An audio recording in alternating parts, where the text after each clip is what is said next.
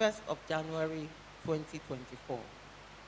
And the parastatal pensioners will start from the 1st of August 2023 and end on the 28th of February 2024. Pensioners are to please take note of the above dates. Any changes to these dates will be communicated through the press. Ptad has provided a 6-month grace period for every department and their pensioners to complete their I am alive confirmation. Kindly note that Ptad has trained pension desk officers from the ministries, departments, and agencies our pensioners retired from, as well as the various representatives of pension unions on the use of this application. And they will assist pensioners who are unable to carry out the confirmation on their own. The commitment of Ptad to the welfare of our pensioners remains sacrosanct, and we shall continue our meetings and engagements with the various pension unions to ensure quality service delivery. It is our prayer that the President-elect will be as favorably disposed towards the pensioners of the defined benefit scheme as the administration of President Muhammadu Buhari has been. We cannot afford to go back to the time when the DBS pensioners were owed months of pension arrears and their needs pushed to the back burner. May I also use this opportunity to continue to sensitize our pensioners against patronizing pension fraudsters.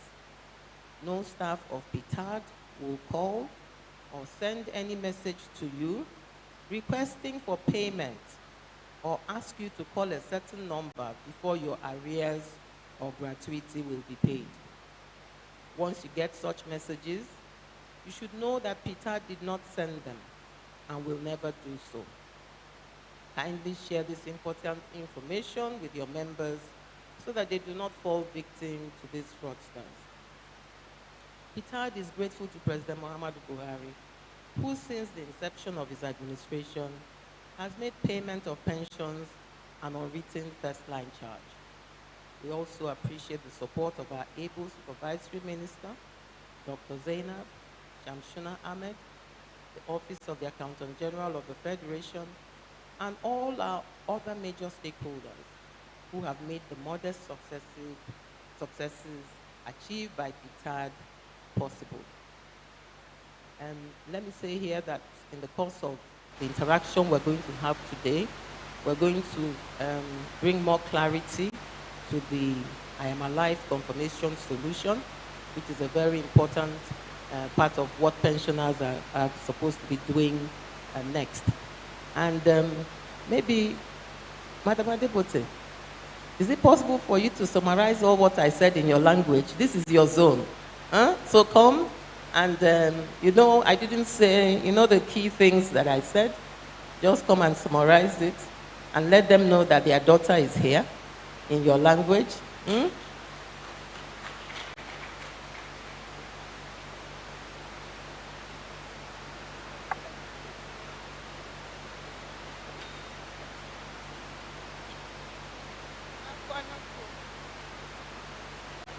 Ina kwanan ku, sanda zuwa ya hanya ya azumi, sannan ku. To abinda ita iya ta ce a cikin ama life din an fara da police. Bayan police akwai dates din da aka sa a bana din. In an kare da police za fara customs, immigration, the prisons. Sai a zo civil service kafin parastatals pensioners. Kuma in lokacin naku bai yi ba ba za ku iya yi ba. So dole ku lura da dates din da aka sa. Don in ba yanzu wanda za su iya yi kawai 'yan police ne. Sai lokacin civil service customs ya zo kafin ku samu ku yi, kuma an yi haka domin kowa ya samu kar a taru da yawa a lokaci ɗaya. So an rarraba kowane department da lokacin da zai zo ya gama. Kuma akwai abubuwa guda biyu kawai da za a tambaya. the pension number naku, the account number naku shikenan ba wani abu da za ku za sake tambaya wurin ku. In wani na taimakon ku kuma ya tambaye wani abu banda pension number da account number kar ku yarda. Don pension number kawai da account number wannan ba wanda zai iya dauki kudin ku da shi. Shikenan. Ina ci na gaba. Mun gode.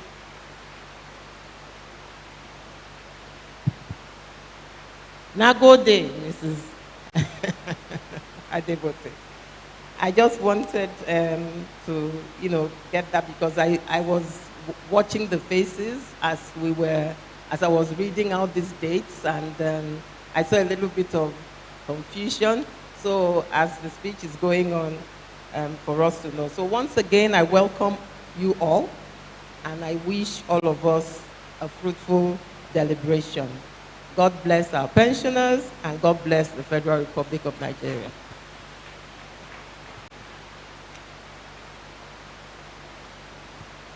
Please, let's give the ES another round of applause.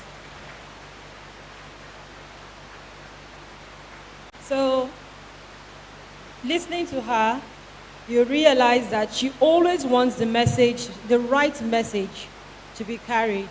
And so in every language, she will make sure that the message is preached.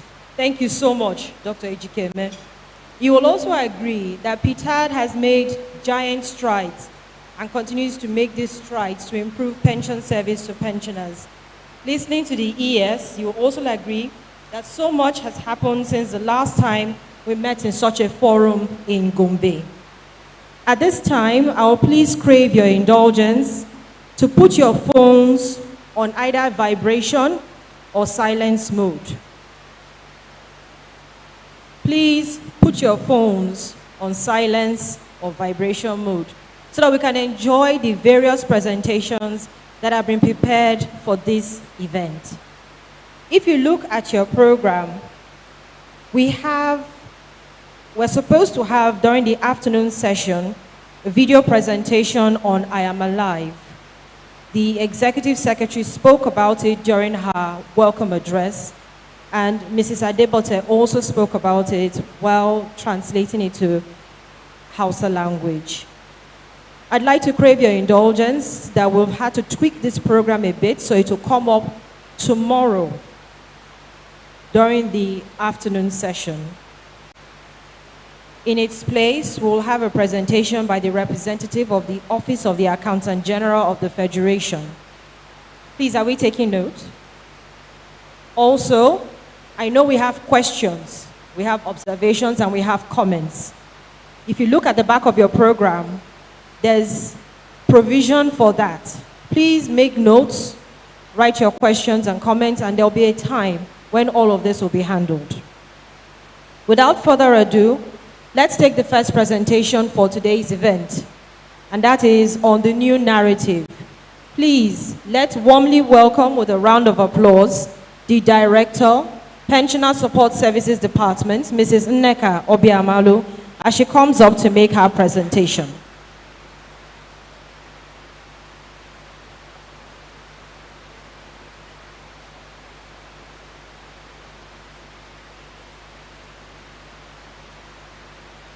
Inakwana Sanu Dezua.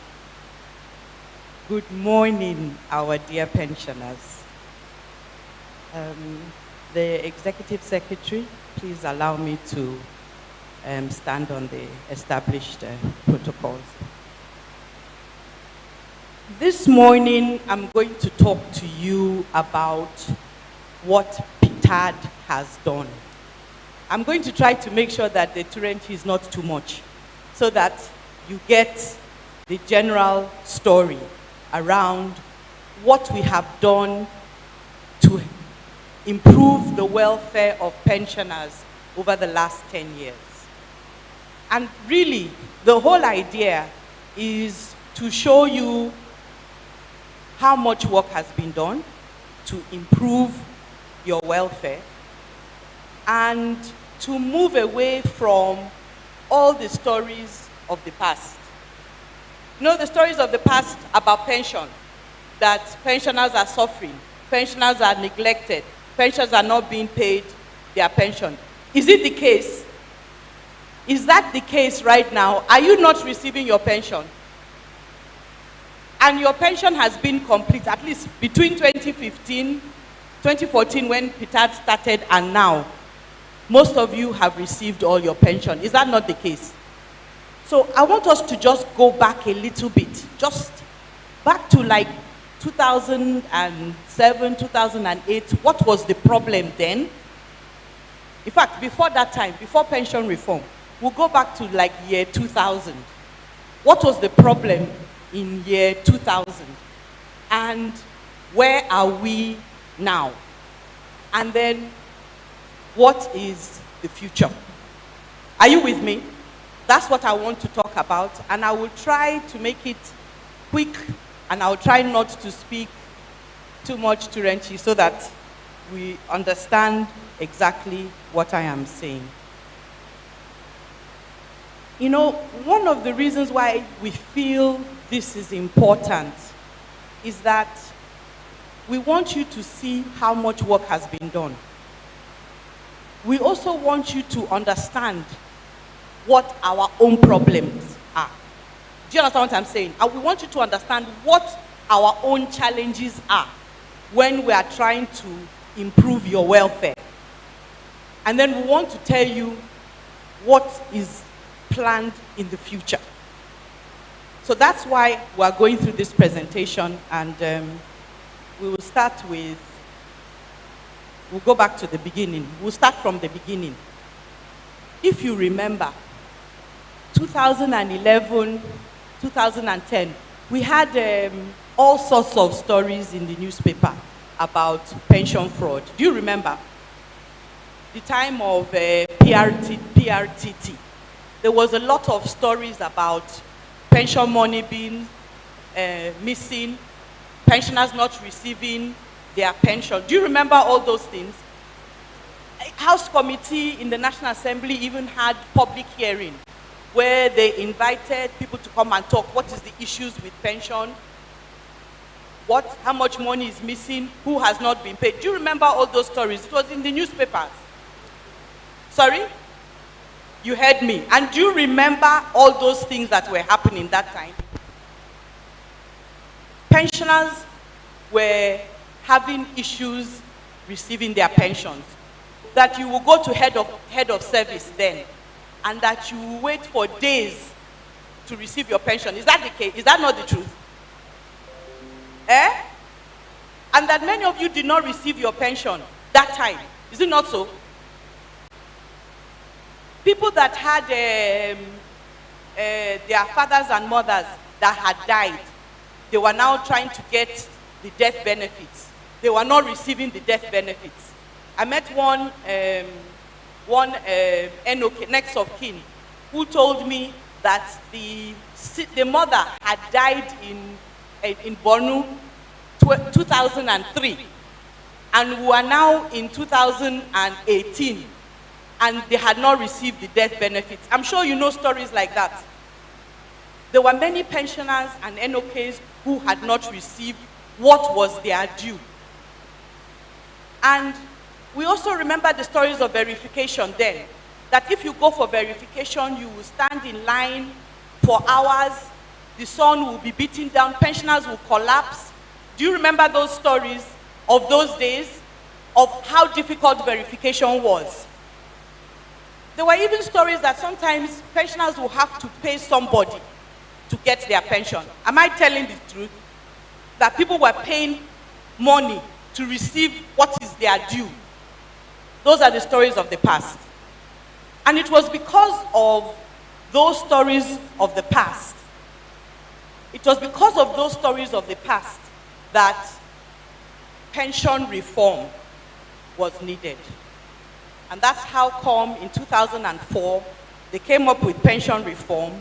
They started the contributory pension scheme, and Ptad was born.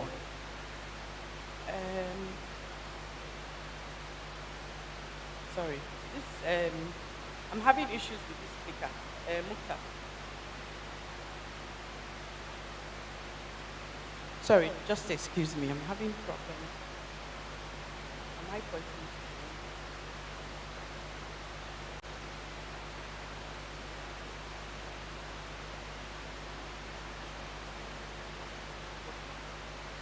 So it was as a result of all those issues that pensioners were facing that pension reform came about.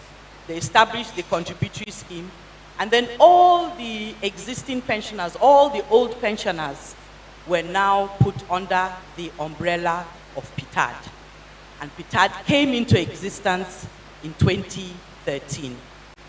So in 2013, when Ptad started, what were some of the issues that those of us that were working in Ptad, what were some of the issues we had? And I want to explain this to you because I want you to understand the challenge we had. Because many times that challenge was what made it seem as if it was taking time to resolve your complaints. Do you understand what I'm saying? It seems as if it was taking too long for your issues to be resolved. So I will tell you some of the issues that we were facing which impacted our ability to resolve your complaints. Those of you, for instance, had omission. Maybe between 2007 and 2012, you did not receive pension. Am I right? Or some of you were not even on the payroll. And when you came to Ptad and you complained, it took time for Ptad to solve your problem. I want to explain to you why we had some of those issues. Number one, when Ptad started, Ptad only got payroll. That payroll just had the name of the pensioner, the number of the account, and the money that was due to the pensioner. So when you came to us to complain, we didn't have any record to go back, any career record to go back and say, okay, this pensioner is complaining that his pension is wrong. How do we now calculate his pension? For us to calculate his pension, we need information from his career records. We did not have career records. Do you understand? That was issue number one. Issue number two, what is, excuse me.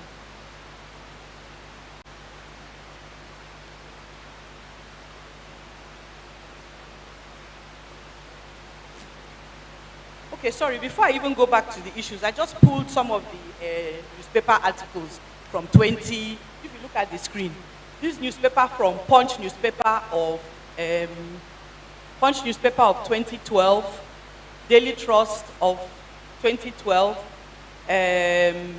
Vanguard of 2010. It's just telling the stories of what was happening that time with pension matters. But let's move forward. So I was talking about the challenges that we had in Ptad. I said that we didn't have record. We didn't have your career record so that we could resolve your complaints if you came. Even those payroll that they gave us, in many instances, there was duplicate name or duplicate account number. So that was a problem that needed to be resolved.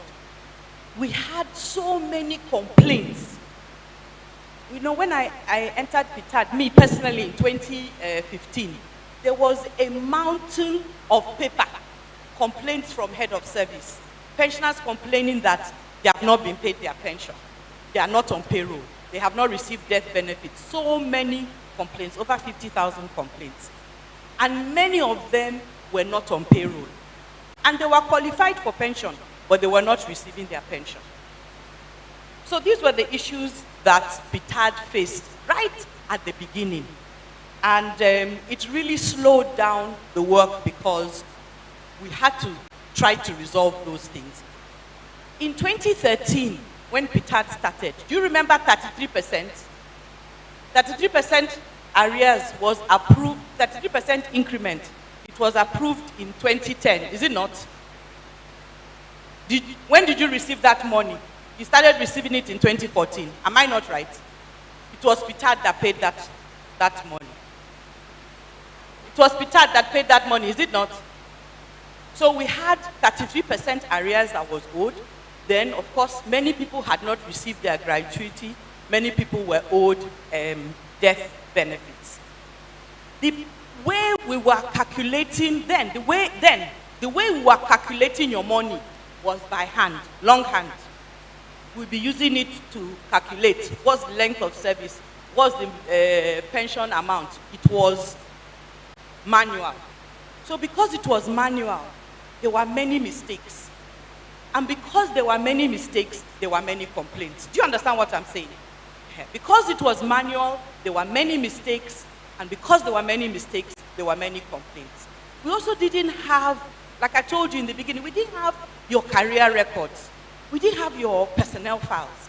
So that if you come and tell me that this pension you are paying to me is short, how will I now confirm that you are being short paid if I don't have your career records? So that was another problem that we had. And then one of the biggest problems we had is that pensioners did not trust us. There was no trust. And because there was no trust, pensioners did not believe what we were saying. Pensioners were angry because they had not been paid. And so we were facing a lot of unruly behavior from our pensioners. I remember Customs and Immigration Director sitting here. He was assaulted by a pensioner when we were doing verification in Owerri because pensioners were angry. And they were angry justifiably because they had not been paid. And they did not trust what we were saying. So these were the issues that we were facing when we first started. So what did we now do? The first thing we did was we needed to consolidate all the different old pension offices. So SIPO, Civil Service Pension Office at Head of Service, Police Pension Office, and then the Board of Trustees under parastatals.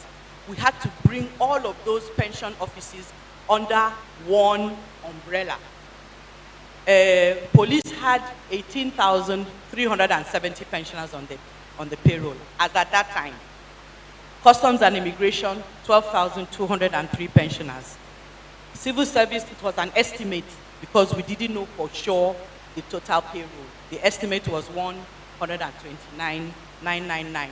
Then the Treasury funded parastatals, 108,325. You can see I've written it on the screen for you to see. So we needed to bring all of those pensioners, all those payrolls under one umbrella. We need to check that there are no duplicates. So there was some cleaning up, make sure you don't have duplicate names, duplicate amounts, duplicate phone numbers.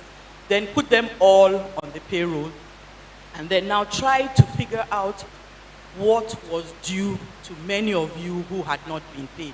Because you needed to know what the liabilities were so that you would go and get budget to pay. So that's how Ptad started in 2013, 2014, 2015. At the time, we had an estimate that the total liabilities was over 200 billion because we knew that 33% arrears had not been paid. Steel rolling mills, they had gotten approval to go on the payroll in 2011, but as at 2013, they were not on the payroll. So that was something that had to be paid. State pensioners with federal share. Those of you that are state pensioners, many of you from 2002, they stopped paying you. Is it not the case? 2002, your pension ceased because the federal government took over the direct payment and then they stopped paying you. So that was something that was due to pensioners. Then, like I said, death benefits, gratuity. So there was a lot of money that was owed to pensioners and we just did an estimate then. But we needed to now do verification and actually calculate what your liabilities were. But this was the estimate that time. So, I've told you all the wahala of the past. What did Ptad do?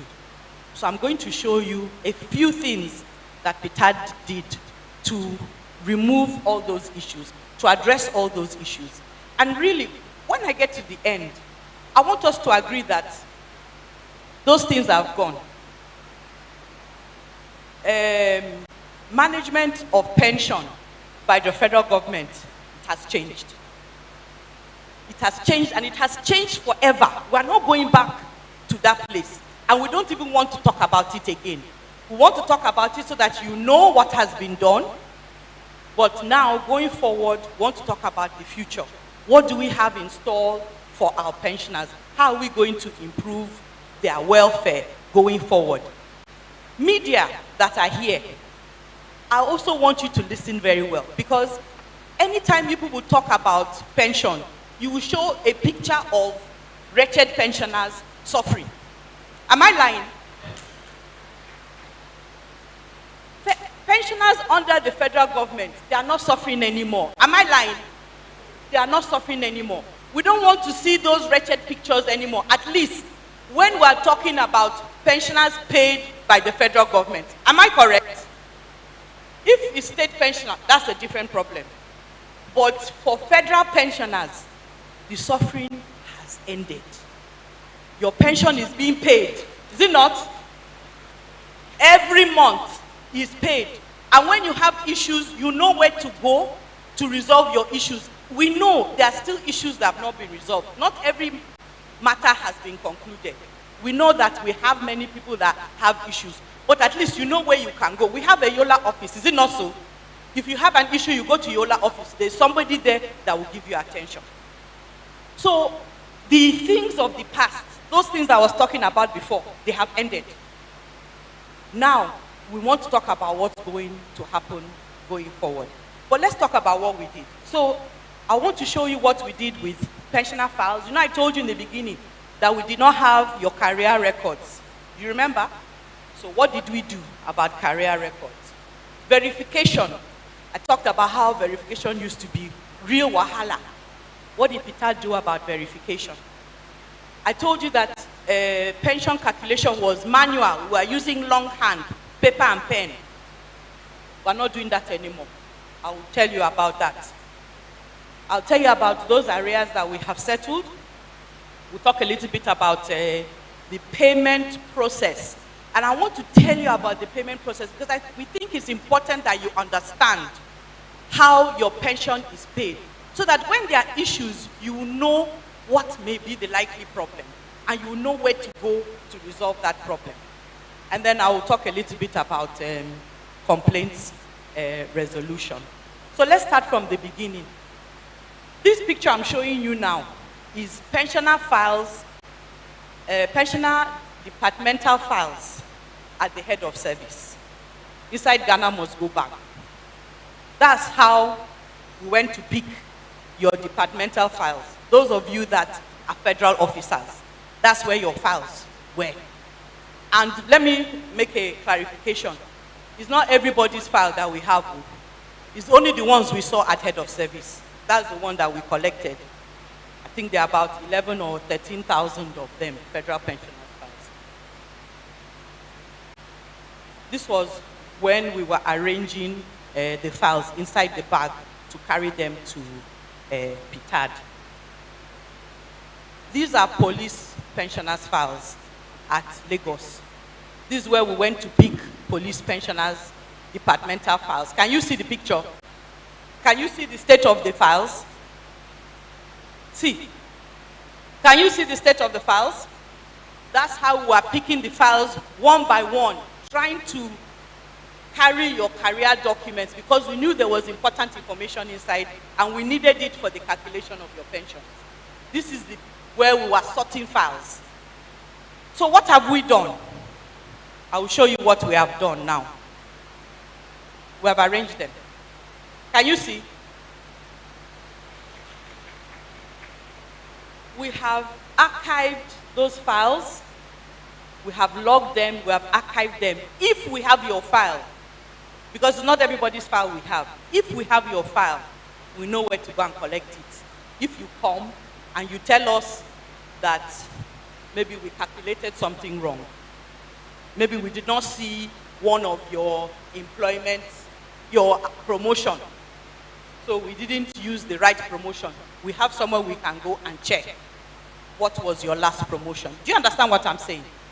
So we now have an archive It's still in development. It is not where we want it to be, but we are making progress. So we have these Ptad records. These are, some of them are verification files, some of them are departmental files. And we have labeled them, numbered them, and we have archived them so that we can collect for the file when we need it. So, pensioner verification. I told you at the beginning, I remember what pensioner verification was, because my mother too is a pensioner. And I remember how she used to go for verification in 2011 and all the suffer that she used to suffer. Even our ears, she remembers that time because she too is a Ptad pensioner, and she remembers what verification used to be like in the past. Many times when they would do verification, they would just have maybe 1 or 2 venues. Everybody would crowd there. They will not provide enough chairs, no canopy, no refreshments. Am I lying? Am I telling the truth? It's facts. It is facts that I am speaking. That was what you suffered during verification. But do you know the worst part about this verification?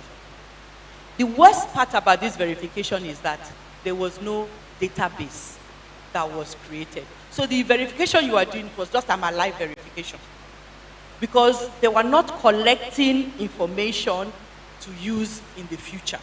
It was just a live verification that you did. And you did many of them. I know they were 2007 or 2008, then another one in 2011. You were going, and it was a lot of stress on our senior citizens. So what did Ptad do to change the narrative around verification?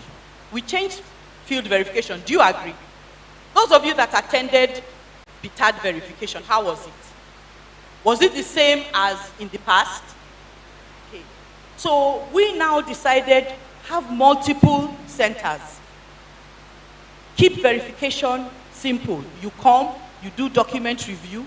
When you do document review, they'll do verifier. After verifier, quality assurance, they'll print out your verification slip, you will go. We'll use a conducive environment. We make sure that we have water. We give pensioners lunch. If you are there at lunchtime, there will be wheelchair, there will be ambulance, because we knew we were dealing with senior citizens and anything can happen. So, standby ambulance for first aid.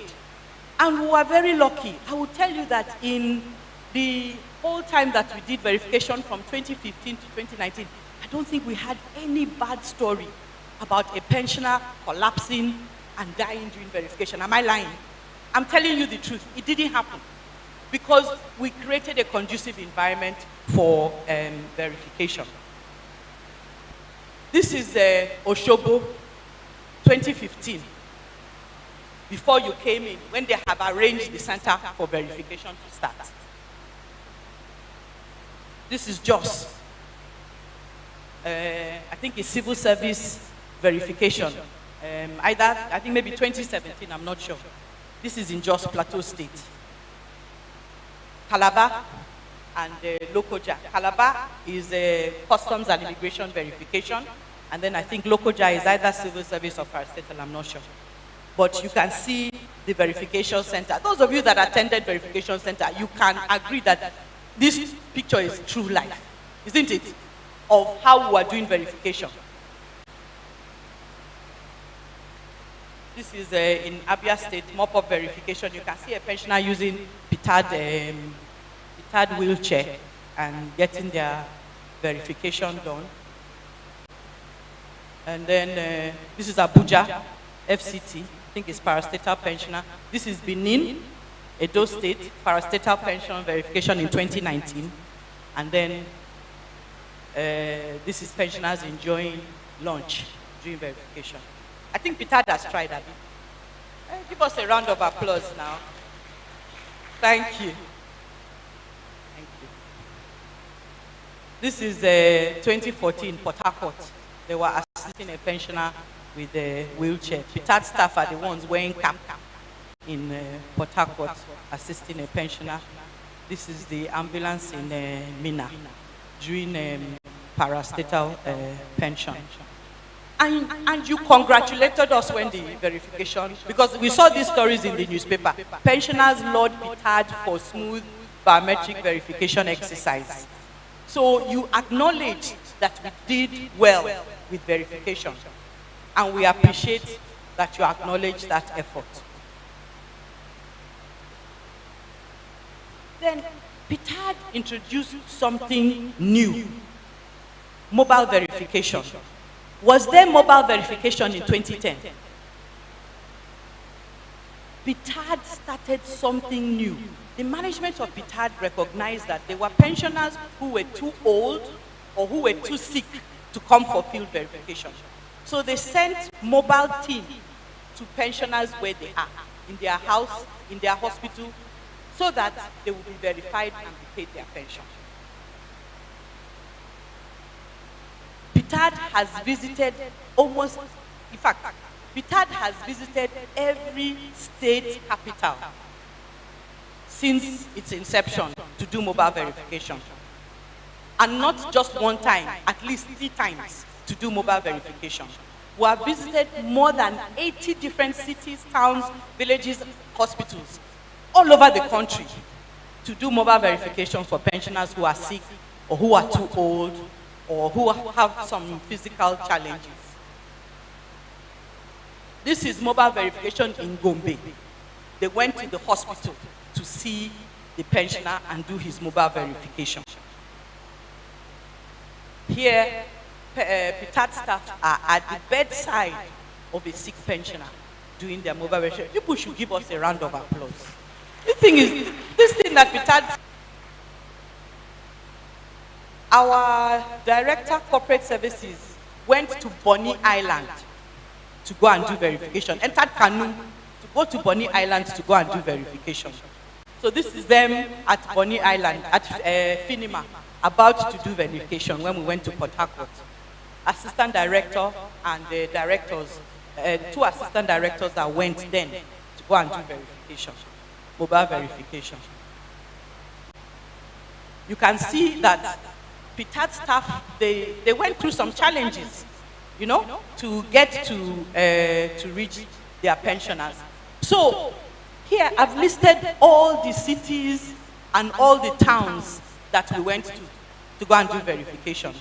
As at today, well, as at December 2022, we had done more than 864 mobile verifications across the whole of Nigeria to meet pensioners that are not well.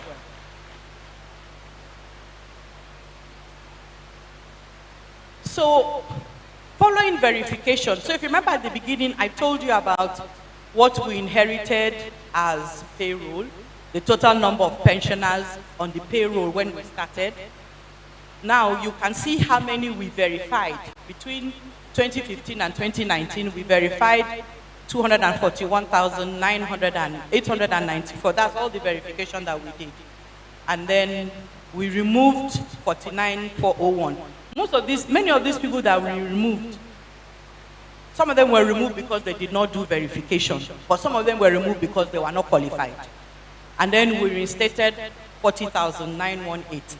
As at December 2022, we have 226,693 pensioners on Ptad payroll. All of them verified. Their information is on the database. If you go to the database, you see their picture, you see their career records. So Ptad will not ask you to do this verification again. Are you hearing what I'm saying?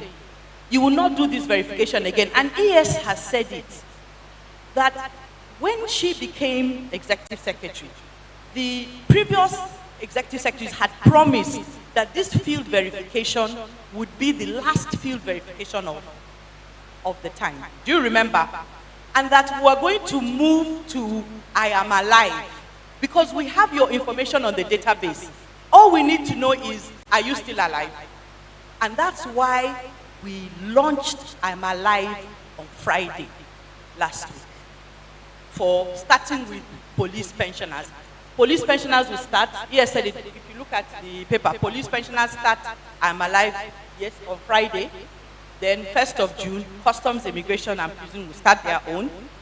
1st of July, Civil Service pensioners will start their own, and then 1st of August, parastatal pensioners will start their own. We don't need to come out and suffer for field verification again. It's a game changer. Do you not agree? It is a game changer that there's no more field verification for federal pensioners again. Nobody's going to call you to come and line up and suffer and bring your career records to be captured. All of that has ended. I want to believe that it is something that you are very happy to hear. Are you very happy to hear that there is no more field verification? So, I told you that before. When we want to calculate your pension, we will use paper and be doing manual computation. No more. No more. Now, once you are verified, your information is inside the database, it automatically will calculate your monthly pension. It's no more longhand. It automatically calculates. So our benefit computation application automatically calculates your monthly pension. Later on in this, our stakeholder, you will hear about computation, because we want you also to know how computation is done, so that you trust that when we are calculating your pension, we are calculating it the correct way. Because many of you think that we have made mistake.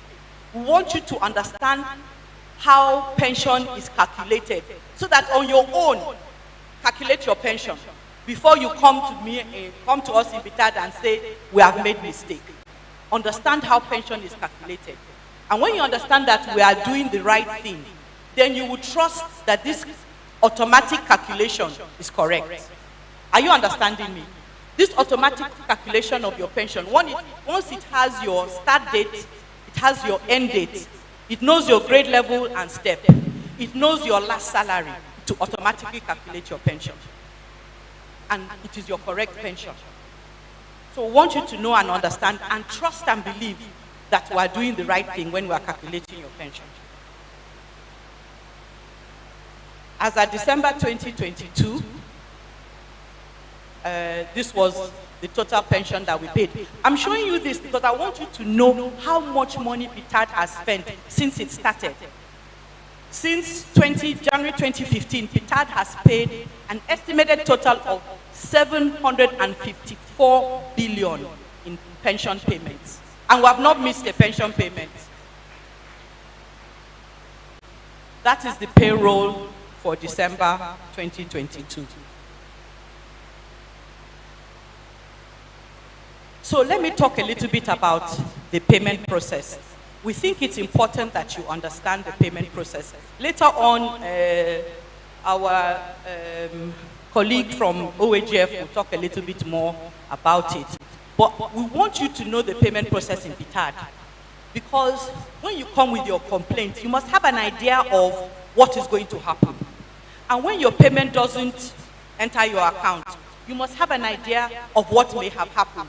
Because every month we pay unfailingly. Every month we pay. So, in every month, by the 15th day of the month, the payroll for each of the pension departments must be on the executive secretary's table for approval. By the 15th day of the month, it must be on her table for approval. That means it has gone through all the normal processes. All of you are federal officers or state officers, so you know the process. You calculate, it goes to federal, internal audit, federal audit. All those processes must finish by the 15th day of the month. The payroll must be on the executive secretary's table for approval. Once she approves it, the payroll is uploaded to the Government Integrated Financial Management Information System, GIFMIS platform. I'm sure you have heard about it. That's where we upload the payroll. And that platform is managed by OAGF and our Oga that is sitting here. So, we want you to understand something. Ptad does not have account. So when pensioners and the press will say Ptad is sitting on your money, it's not possible, because we don't have an account. we don't keep pensioners' money in Ptad. Do you understand what I'm saying? Your money is kept at the Central Bank of Nigeria. Ptad prepares your payroll, sends it to OAGF. OAGF issues instructions to pay when the account is, when there's cashback. And it's paid directly into your account. And all of this is technology driven. So sometimes, even though your name is on the payroll, for one reason or the other, the money may not enter your account. It's not because anybody took your money in Ptad. It's because at some stage in that process, the technology failed to push the money into your account. Our guy from OAGF will explain this thing better to you. So many times when you come to Ptad and say, oh, I did not receive my monthly pension, what do we ask you for? Bank statement. We ask you for bank statement because we need evidence that the money did not enter your account because we know we paid it. But OAGF has not confirmed to us which one went and which one failed. So sometimes it takes OAGF maybe 2 weeks, 3 weeks, 1 month to bring back the result of the payroll and say, okay, out of these 200 and something thousand that you asked us to pay, these ones went through, these ones did not go through. Represent. That's what OAGF will tell you. That these ones passed, these ones failed. Represent it. Because the money is still sitting there. They will tell us, represent. That's when we'll now represent the payment again. So we're not holding your money. We did not take anybody's pension money because we don't touch pension money. I want you to understand this. I want the press also to understand this. So that tomorrow when they say you have not received your pension, please don't say Ptad is holding your money. We are not holding your money. Your money is safe in CBN. It's just for us to represent it. Are you with me? Good. So let me just quickly just give you an idea of some of the things we have done. I told you that we had a lot of complaints when we started. And since then, we have resolved a lot of those complaints. So if you look on the screen now, you will see the total number of pensioners that we have reinstated, put them back on the payroll after verification. This is as at, I think, 2022. CPID has reinstated 935 pensioners. Civil service pensions, 25,998. Police pensioners, 2,525, and parastatal pensioners, 11,460. All this process is ongoing. So the numbers change as we go on because we are still reinstating some pensioners. A few pensioners are still also coming forward for verification and coming forward with complaints. We have paid arrears. You can see how many people, customs, immigration, and prisons, that's CPID. They have paid 1,987. Civil service has paid 66,596. Police pension department has paid 1,258, and then PA parastatal pension. This is evidence that Ptad has resolved complaints. Do you understand what I'm saying? People should acknowledge the work of Ptad. I know not everybody complaint has been resolved, but these ones, we have solved their problem. They are receiving their pension. And we know that there are others that we still need to resolve. And we are still working very hard to resolve all those complaints. Then these are death benefits. Those NOKs, many of them that were complaining since 2002. Since 2002, some of them were owed death benefits. We have settled the death benefits. And these are some of the figures, some of the pension, next of kin that have received their death benefits. So, just to quickly round up, we've resolved a lot of complaints, but we actually also have a complaints resolution process. So if you remember, in those days at the head of service, and this is not to say anything bad about head of service, they tried their best under very difficult circumstances. But Ptad, we were able to set up a complaints process in order to make sure that pensioners' complaints are heard and are dealt with.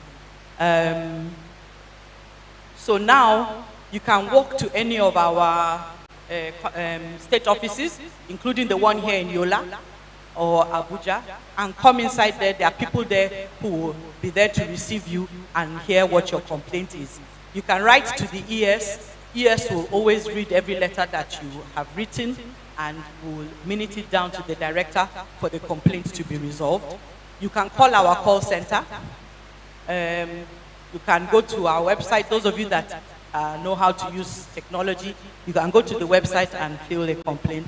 And then some of you, your children have been posting messages for us on social media to tell us about complaints. And we are receiving them and we are addressing them. So we have a number of different ways in which you can now get your complaint to Ptad for our attention.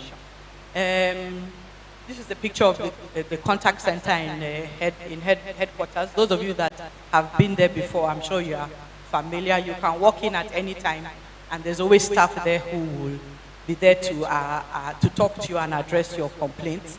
This is the picture of our call center. I want to just say something quickly about the call center. You know, the call center has 4 agents with the team lead there. There are 5 of them who are answering phone calls and answering emails. But we have 10 lines. So many times when you call, the phone may ring, nobody will pick it up. It's not that they are ignoring you. It's that once 4 lines are busy, it's difficult to answer the other lines. Because if they are on the call on one line, they cannot answer another line.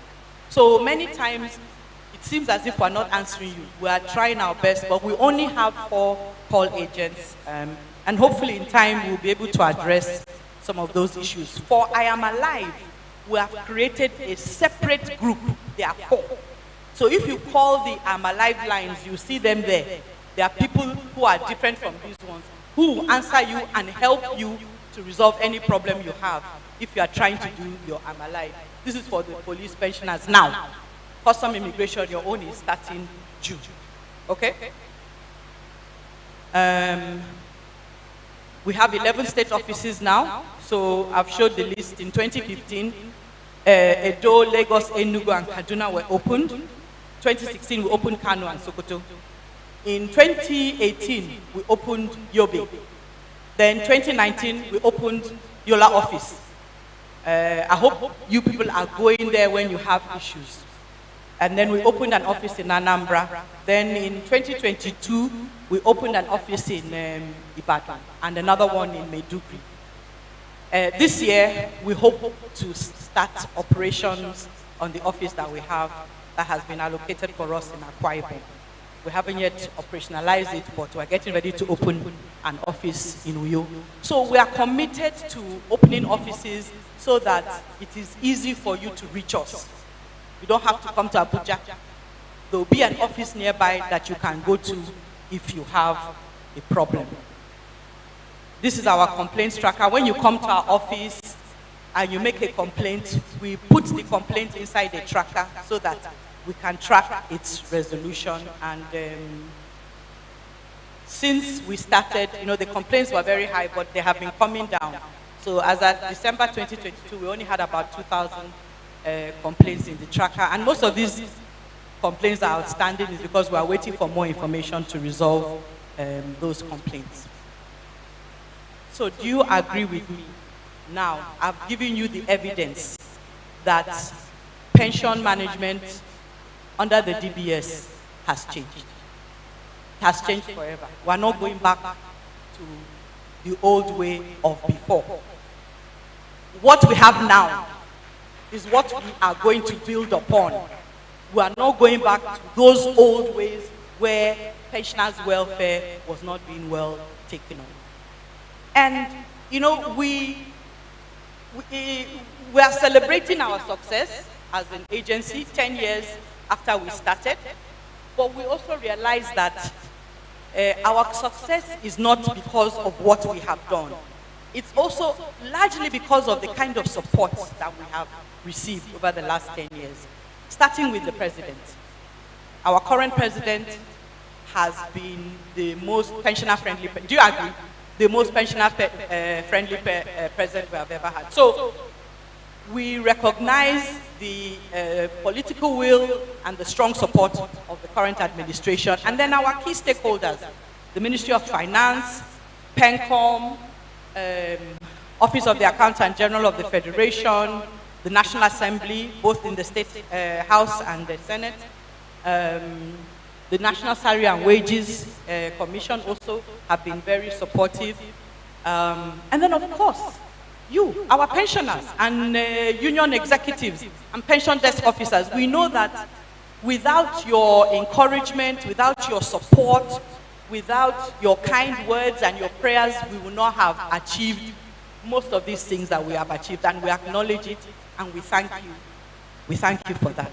We thank you most sincerely for that. Ptad staff are the most passionate, committed, empathetic group of people. And a lot of the work that we have done is by virtue of the staff that we have. And we want you to acknowledge the creativity, initiative, passion, commitment, and empathy of Ptad staff. We have also been very, very lucky. We have had very strong leadership in Ptad starting from the beginning till today. Our executive secretary of today is probably one of the hardest working CEOs in the federal government. So we also want you to acknowledge the effort, you know, the resilience, the commitment, and the energy of our executive secretary, because we would not have achieved a lot of these things without her capable leadership. Not even just her leadership, but even the use of resources, making sure that Ptad staff are trained, making sure that we're doing the right thing all along the way. All those things have contributed to our success. And we thank God for his grace, and we thank him for his mercy. Yes, please. I think we deserve a round of applause. Thank you. Thank you. Thank you. Thank you. Thank you very much. So what's in the future? So the future is I am alive. We've said it. The future is I am alive. I am alive has been deployed. It is now running live, and police pensioners are currently doing their I am alive confirmation. That is the future, and that's what we want to talk about. The future also is how can we improve the welfare of our pensioners? And one of the things that we believe will greatly improve your welfare is health insurance. Am I wrong? Health insurance at this stage in your life is probably more important than it ever was. So health insurance is the key initiative that Ptad is planning, and the ES has, should I go ahead and say, has tied I am alive to health insurance. When you do your I am alive, it will help us then to get your health insurance. So it's very important that everybody does I am alive, because it is only somebody that is alive that can get health insurance. So we need to know who is alive so that we can get the health insurance for you. We also want to increase, like I said, our coverage around Nigeria, bring pension services closer to our pensioners by opening more offices in the states and making them capable of resolving your issues. We're looking at harmonization. How can we enable pensioners who retired on the same grade level under the same organization, the same earn, the same unified, the same salary, the same pension. So that is also something that is part of our future plans. And then the constitutional provision for 5 years pension increment is due in 2024. So that is also what is in the immediate future of the things that Ptad is going to work for.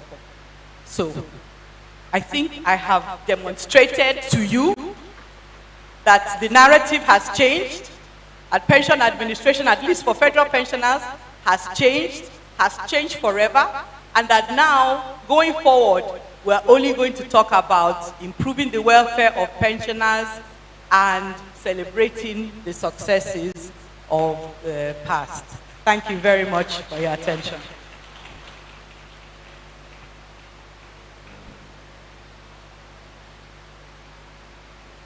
Let's give Mrs. Obiamalu another very rousing round of applause. Because looking at everybody's faces here, I can see that she held you spellbound from when she started her presentation to when she ended it. And listening to her, you will appreciate Ptad's past, you will also appreciate Ptad's present, but you will definitely further appreciate our future. Our future is making sure that pension services to pensioners is free of every stress. So I think Ptad deserves a very rousing round of applause, don't you?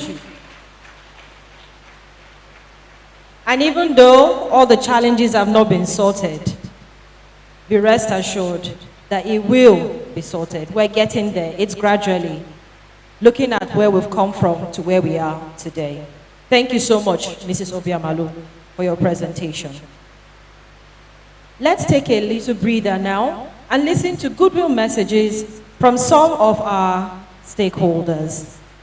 At this juncture, I'd like to invite the representative from the Ministry of Budget, Finance and National Planning, Mrs. Maureen Okoye, to give her goodwill message to us. Please.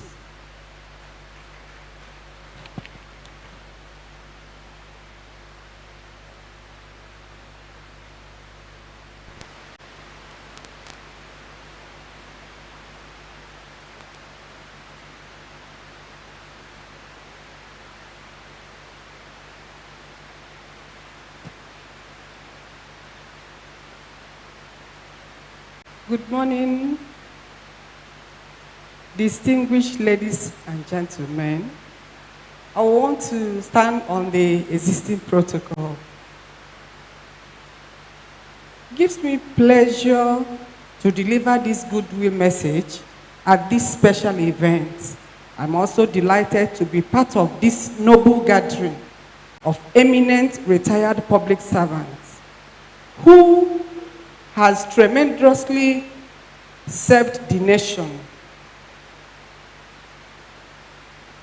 I especially also commend the leadership of Pension Transitional Arrangement Directorate, Ptad, for undertaking this laudable initiative of bringing stakeholders to Ptad's 2022 Stakeholders Engagement Forum with pensioners to collaborate and sensitize all Ptad stakeholders and pensioners on the way forward with the I Am Alive confirmation solution in YOLA, Adamawa today. As we are all aware that Ptad was created by the federal government to be responsible for the pension administration of the Defined Benefit Scheme, DBS, otherwise known as the old pension scheme. Its establishment was aimed at addressing the numerous pensioners' complaints, such as non-payment of monthly pensions, short payment of pension and gratuity, removal of names on pension payments, vouchers, so non-payment of harmonized pension arrears, irregular payment of federal pensioners, and non-receipt of pension after retirement. Ptad was established by Section 30, subsection 29 of the Amended Pension Reform Act 2004. It took over the management of 3 of the offices that were running the old pension scheme. These are Civil Service Pension Department, Police Pension Office and Immigration, and Prisons Pension Office. Ptad has also taken over the pension liabilities of most enterprises that were privatized through liquidated by the Bureau for Public Enterprise, BPE. From inception, Ptad has managed the old pension scheme for pensioners who retired on or before June 2007 and did not transit to the new scheme. It has continued to treat eligible complaints from pensioners to make sure no pensioner or the federal government is shortchanged. The payment of 6 months arrears of 33% pension increment was undertaken by them, and all other increments for pensioners by the federal government. Their organized model for the delivery of innovative and sustainable pension services, providing exceptional, transparent, and technology-driven service through a competent and dedicated workforce, is commendable. It is noteworthy to mention that some of the former workers who have benefited from the good works of Ptad, this Delta Steel Company, and former Nitel MTEL workers, to mention but a few, whose years of suffering and neglect has come to an end. They have contributed immensely in alleviating the sufferings of pensioners and their families by attending the complaints of their pension-related problems. A huge sum of 96 billion naira was paid across all the operational departments between the years 2019 to 2020. Some of the inherited liability was also paid off by the directorates. A whopping sum of 21,227 unverified pensioners was removed from payroll, thanks to the professionalism that is used by the Ptad in doing their work. Trainings were organized by the Executive Secretary to further enhance the staff quality delivery. These are to mention but few achievements of the ES. With understanding from the stakeholders, I am confident of much better service delivery from Ptad in the nearest future. Thanks and God bless.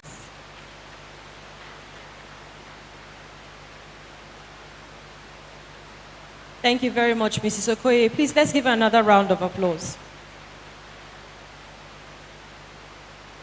Permit me to quickly welcome some of the national and state executives of the NUP who came in during the presentation by Mrs. Obiamalu. Comrade Haliru Mohammed, NUP Deputy National President. You're welcome, sir. We also have the National General Secretary, Elder Actor Zhao. Also welcome Alhaji Mohammed Saleh. He's the NUP State Chairman. You're welcome, sir. Also on the entourage is Comrade Mrs. Paulina Kaigama, National Trustee, as well as other national and state executives of the NUP. Thank you so much, and you're welcome to today's event. Let's take another goodwill message, this time from the representative of our regulator, the National Pension Commission, PENCOM, and the Northeast Zonal Head, Hajia Sa'adatu Abubakar.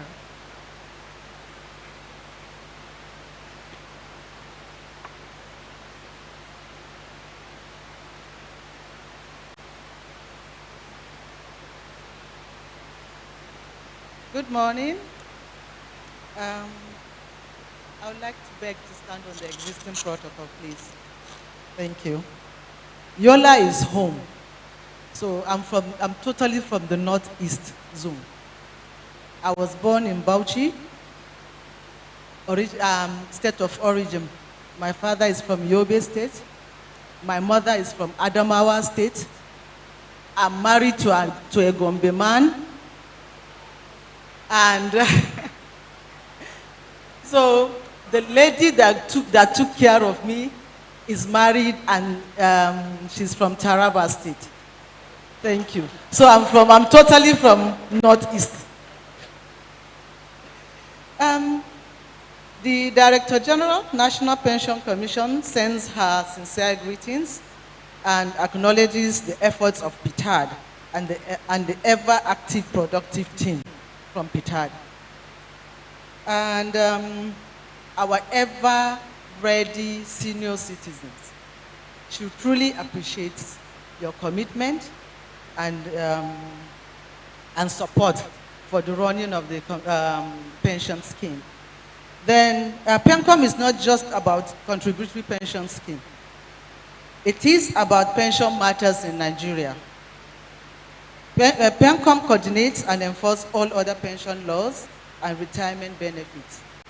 It regulates, supervises, and ensures the smooth and effective administration of pension matters in Nigeria.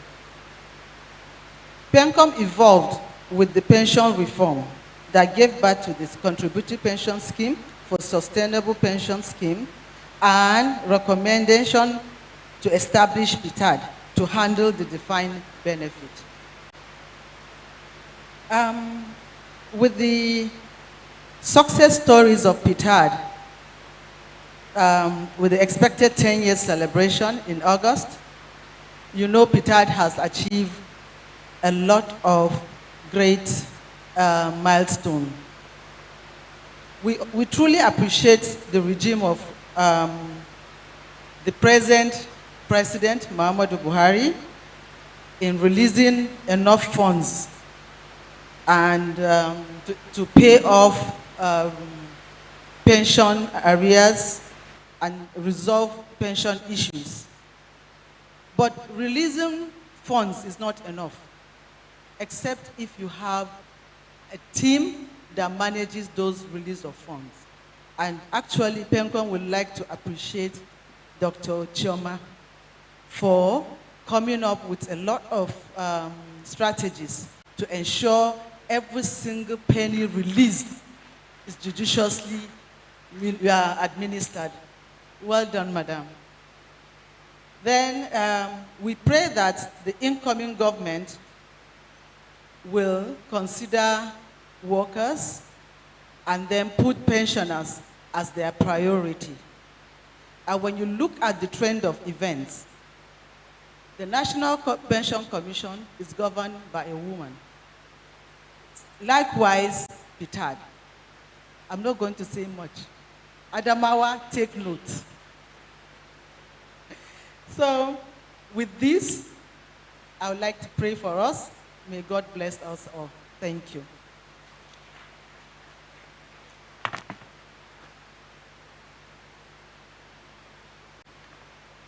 Thank you so much, Hajia Sa'adatu. Thank you for the very kind words and the goodwill message as well. Let's give another round of applause, please. Let's take another goodwill message, this time from the representative of Cervicom, Mrs. Lucy Zak Uko. Please, let's welcome her to the stage. She's coming in from the back.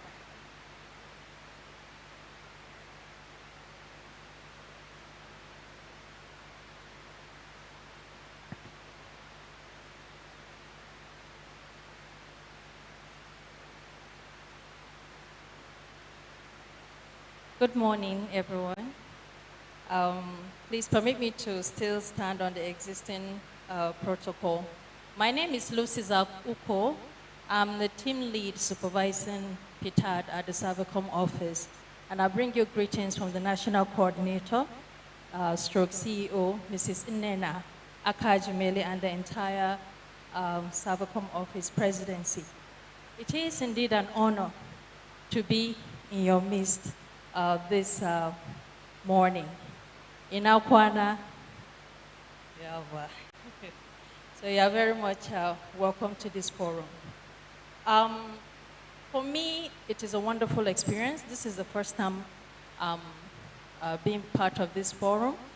And the management of Ptad, I want to appreciate you really for putting up this kind of engagement.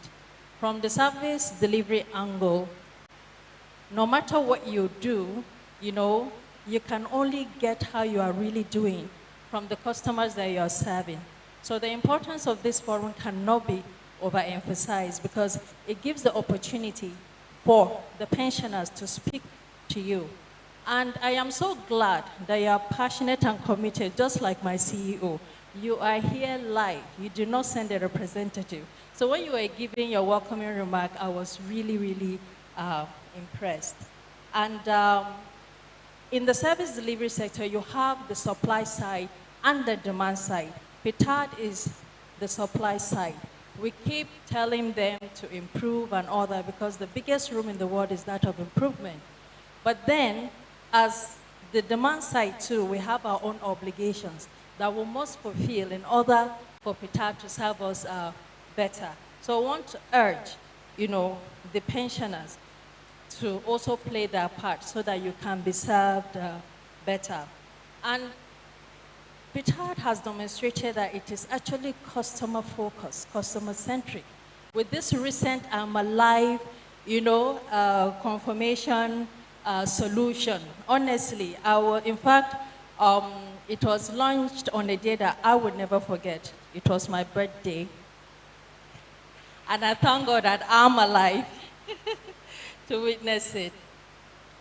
So, in the end, I want to once again appreciate the management of Ptad on behalf of the Servicom office, presidency, for this opportunity to be part of this wonderful gathering, to which I will also give report, because customers are the reasons why Ptad is in existence. Thank you. And Ramadan Kareem. Thank you so much, Mrs. Zach Uko, for your goodwill message. We'll have one more goodwill message, and this is coming from the NUP Deputy National President, Comrade Haliru Mohammed. Please let's welcome him with a round of applause.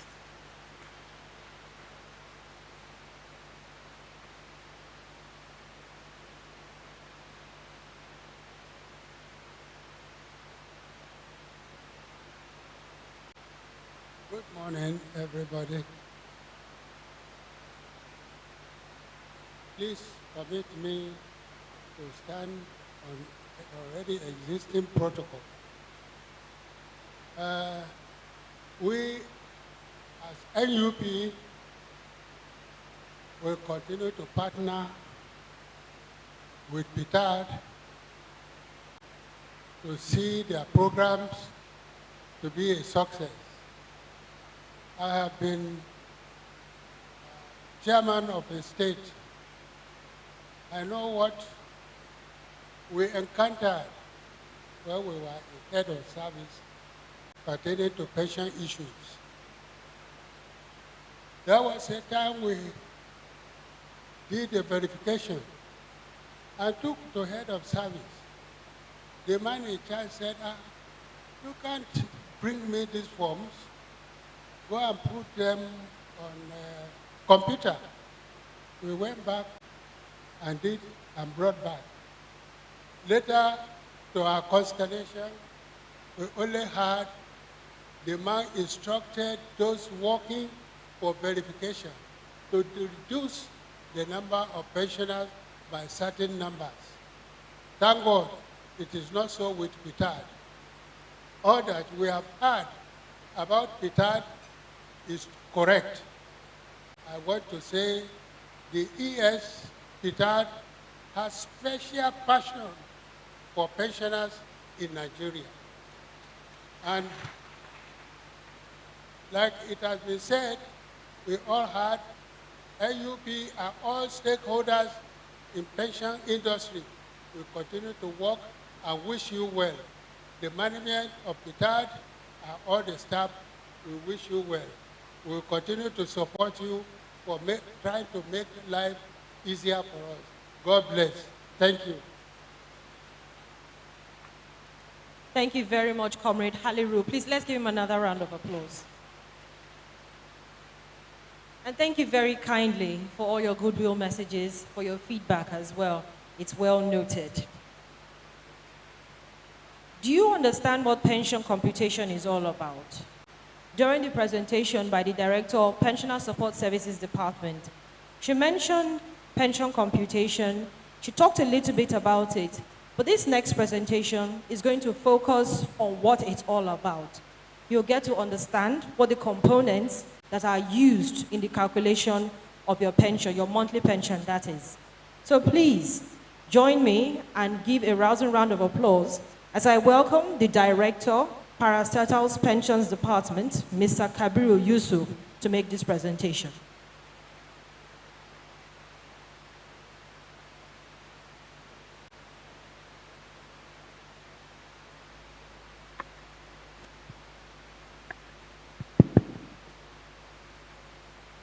Let me attempt to speak some Hausa Turanci like Madam Adebote. Sanu de suau. Yeah, to me. I will stop there before I lose my front teeth.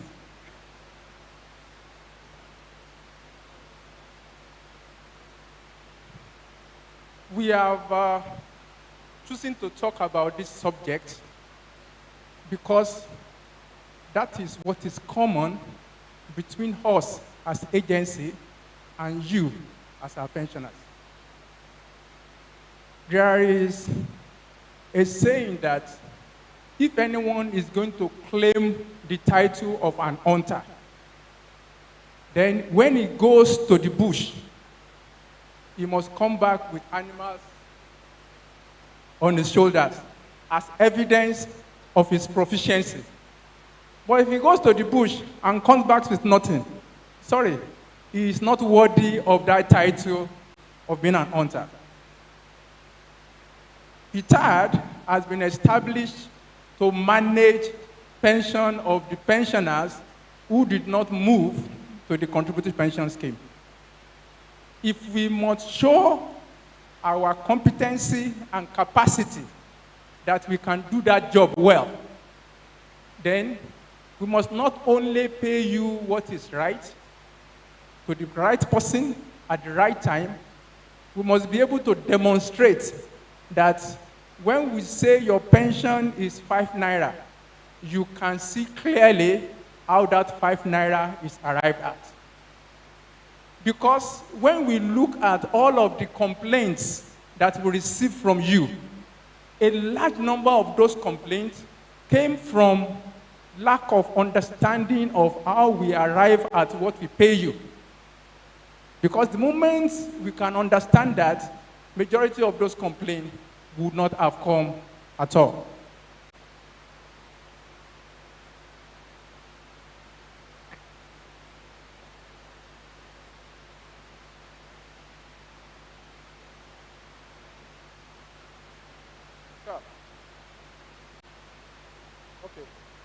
So to talk through this subject, I'll go through introduction, the types of pensioner and pensioner benefits, eligibility criteria, pension benefit computation, pensionable allowances, gratuity stroke pension, percentage table, salary structure, approved pension increments, computation process, and show you examples.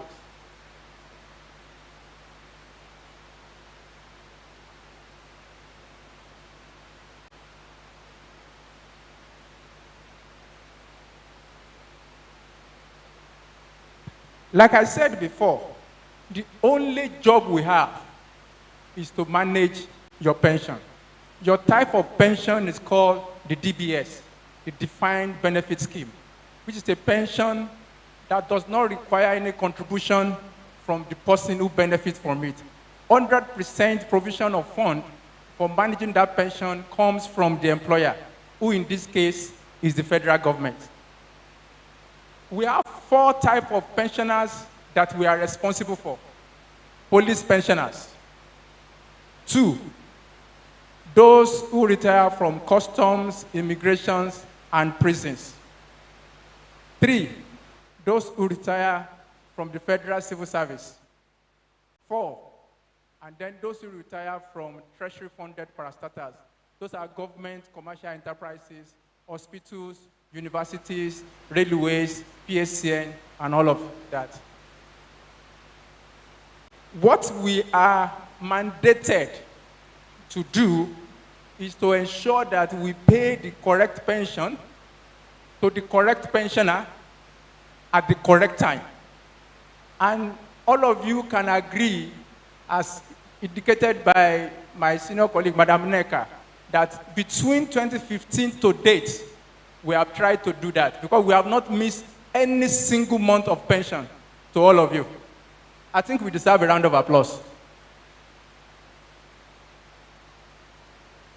In order to be able to do that job, we need to know Ibrahim from Aliyu, from Babangida.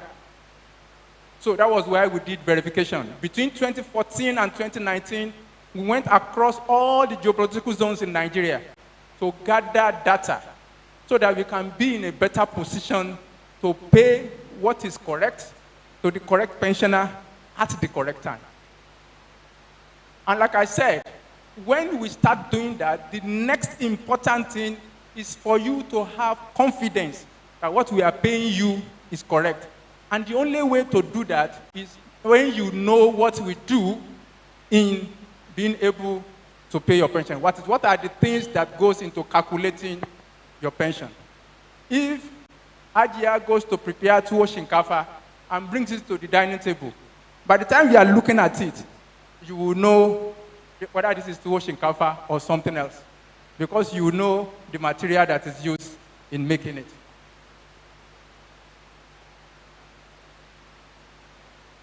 Who are the type of pensioners that we are responsible for?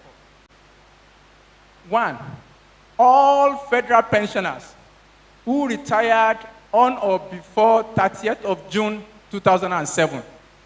If your date of retirement passed June by 1 day, you are not here. And that includes pensioners of government who were severed under the public service reforms and deferred and due pensioners. Who are deferred and due pensioners? Those are pensioners that when they retired, they were not yet up to age of 45. So they were given their retirement letter and told to go, that when they become 45, they will now come back onto the pension payroll. So we are responsible for all those groups. The next group are state pensioners with federal share. Those who work for two governments, if I may use that term. They work with federal government and then they work with state government before they retire. We are responsible for that. If their retirement is before 31st of March 2011, in the case of civil service, or in the case of Prastata, some of them work later than that. 3, we are also responsible for those who work for agencies of government that were privatized or liquidated by Bureau of Public Enterprise.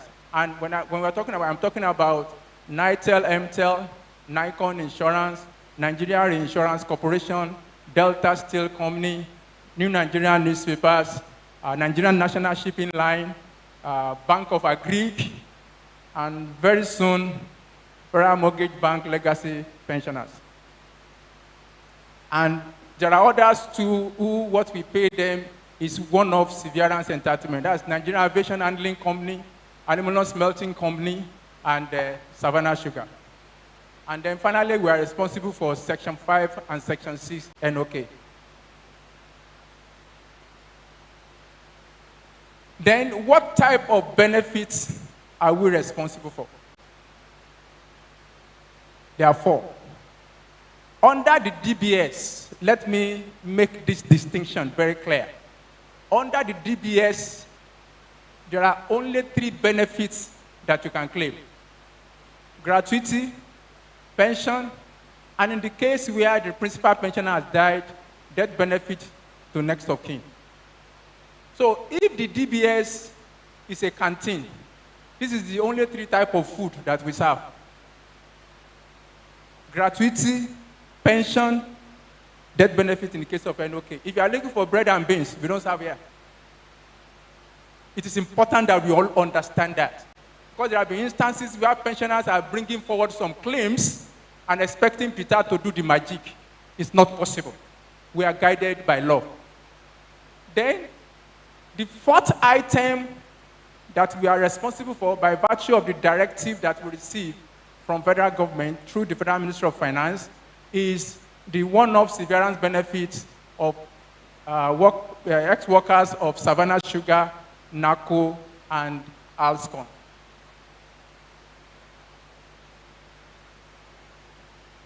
How do you become eligible for DBS? How do you become, for you to get that benefit, that 3 types of food that I talked that we prepare, how do you become eligible to enter that canteen where they serve that food? 1, to claim to be eligible for gratuity, you must have served for 5 years and above. If you serve 4 years 11 months, 30 days. I am sorry. To be qualified for pension, you must have worked for 10 years and above. If you serve for 9 years, 11 months, 30 days, you know the lie, why not right, John? It is important that we understand that clearly. It is not Ptad that made that law. It is the pension law. It's either you are in or you are out. There's no middle road. Before this qualifying period, between 1977 and 1992, the qualifying period for gratuity was 10 years. All of you know that. And the qualifying period for pension was 15 years.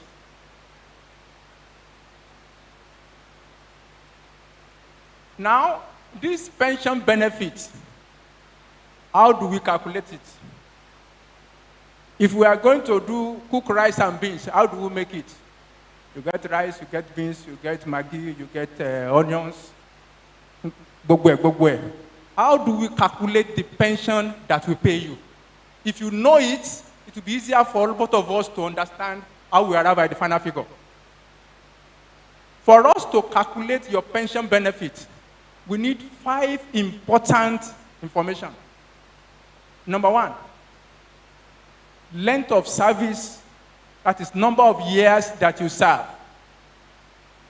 Date of first appointment to date of retirement. Then we do the subtraction to determine the number of years. Number 2, what date did you retire?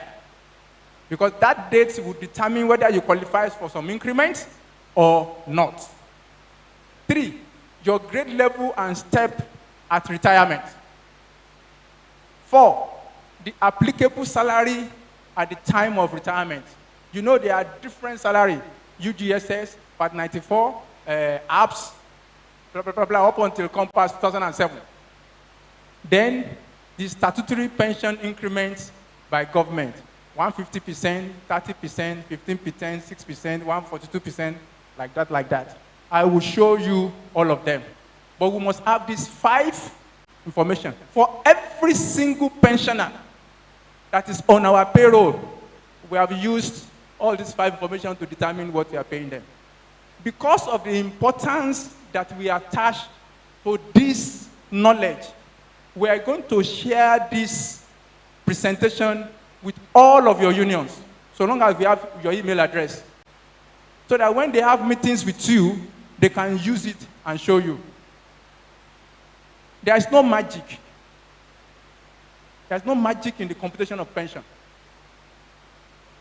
Everybody and anybody that has this information can prepare it. What are the pensionable allowances? This is another area where both we as Ptad and pensioners used to have some quota.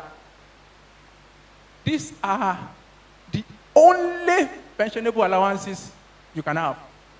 Number 1, your annual basic salary. Number 2, your annual rent allowance, which is 40% of basic salary. Number 3, your annual utility allowance.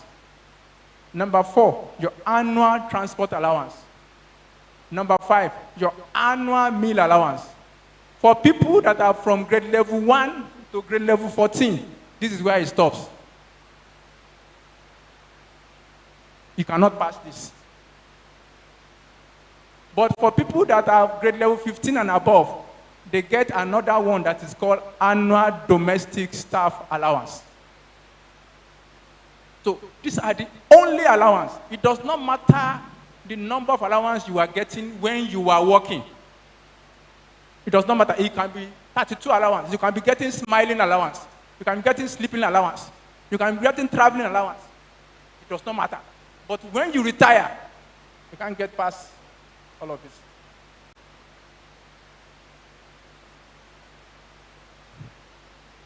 Then, when we take the first, that is, those 5 information, length of service, retirement, grade level and step, and these allowances, we will go to the gratuity and pension timetable, the gratuity and pension percentage table. This table is what we will use to determine how do we determine your annual pension and your gratuity. For example, if you work from June 1992, if you work for 10 years, your pension is 30% of your final pay, your annual pension. If you work for 11 years, your pension is 32% of your final pay. There's no magic. The table is there. And your gratuity will be 108% of your final pay. Like that up until you get to 35 years. If you get to 35 years, it is 80%. Nobody gets 100% of his final pay as pension.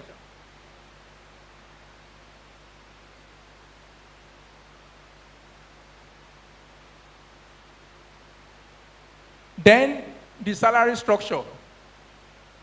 All of us will have an idea of it. We started with UGSS 1992, Part 94, APS 1998, APS 1999, APS 2000, APS 2003, Compass 2007. And in the other sectors, we have them as artists. Am I right? Artists 1998, 99, 2000, 2003, and Contis 2007. Am I right? Then, from the time the government has been managing pension to date, there has been at different time pension increments that are applied to pension in order to adjust pension to meet with the rate of inflation. The pension increments that have been done to date, that is for general application, are only 7. They start with 150%, which was the one of 1st of January 1999, 30%, which is 1st of January 2000, 142%, 1st of May 2000, 6%, 1st of October 2003, 15%, 1st of January 2007, 33%, the very popular one, 1st of July 2010, and then the consequential pension adjustment, 18th April 2019, which was based on absolute figures. The other two on that table, they are not for general application. Number one of them, 19%, that is only for university, education, and research institutes only, which was applicable in 1st of May 2001. And then we have 9.7%, which was effective 1st of June 2016 and applicable to PACN pensioners only. So when you remove that 2 from the 9, you see that from 1999 to date, there has only been 7 pension increments. And please, let us all understand, these things are pension increment. It is not harmonization. Oh. It is pension increment. Some amount that they add to your existing pension so that it can improve a little. Pension increment, it is not harmonization. The next slide will explain what harmonization is. The last circular that was issued on harmonization was in January 1997. And it affected pensioners who retired before December 1990. That circular number is B63216/S1X/13/105. And its purpose was to bring pension of officers who retired before 1st of January 1991 at par with pension of other officers who retired thereafter.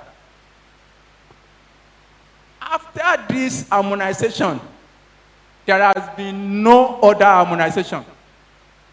Just pray with us, pray for us that the ES succeed with the current initiative of harmonization she's pursuing. May God help her. Thank you. But pension increment is different from harmonization. let us all understand ourselves. Oh. Because a lot of you will come and enter Ptad. They have not harmonized me. They have not harmonized me. They have not harmonized me. Like harmonization is barbarica.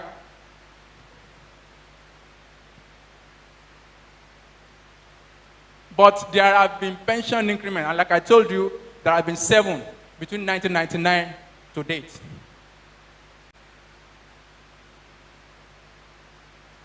When we do, this is the process that our benefit computation go through. My senior colleague, Madam Ineka, I tried to explain why sometimes it takes a long time between the time you send in your complaint and then you receive an answer. Why does it take quite some time? That is because your complaint must go through the 7 process. Ptad is one of the very few agencies of government that inside it on a daily basis, we have a team of internal auditors and a team of federal auditors working day in, day out with us. Most other federal ministry, it is at the end of the year that the federal auditors will come and check their book.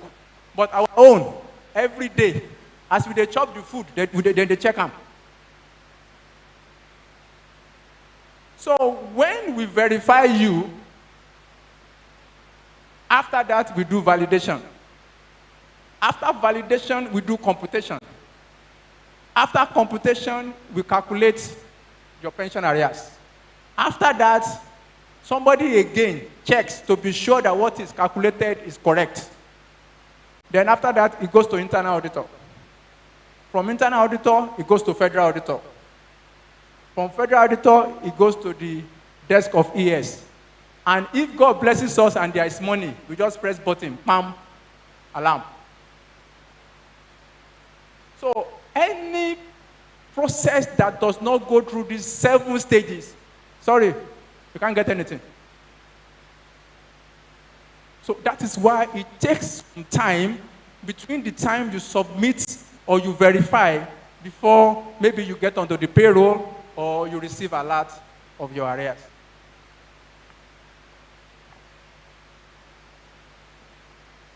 Now, I have done Dogo Trenchi. I want to use some examples. I think they used to say, Ganya Fiji. Abi? In order for us to understand well, I want to use some examples. These examples are not real. They are figures that we have put together to show you how we calculate pension. Mr. Wazobia was born on 1st of January 1960. He joined a federal MDA on 1st of January 1980 and retired on 31st of December 2002 on grade level 10, step 10. We want to calculate his entitlement. I beg, follow me. When you check from the date that he was employed, 1980, January, to the date that he retired, 31st December 2002, he has spent a total of 23 years before he retired. That's number 1 information. Number 2, I told you about the acceptable pensionable allowances and then the acceptable pensionable emolument. For Mr. Wazobia, who is on grade level 10, step 10, his total final emolument is 396,972. I will show you now. We are using APS 2000. You can see that he retired on 31st of December 2002. The salary structure that was in force at that time is APS 2000. This is the table for APS 2000. If you look at the column at the bottom, if you look at under number 10, you will see 396,972. That is grade level 10, step 10, the total pensionable emolument of an officer, federal government officer, under the APS 2000 salary structure. That is total pensionable emolument. I'll go back. Then, gratuity. If you go to that gratuity table, I'll go back. He spent 23 years. Okay. If you see 23 years, it is, to calculate his gratuity is 204% of his total final emolument, and to calculate his pension is 56%. Yes, my glasses are working.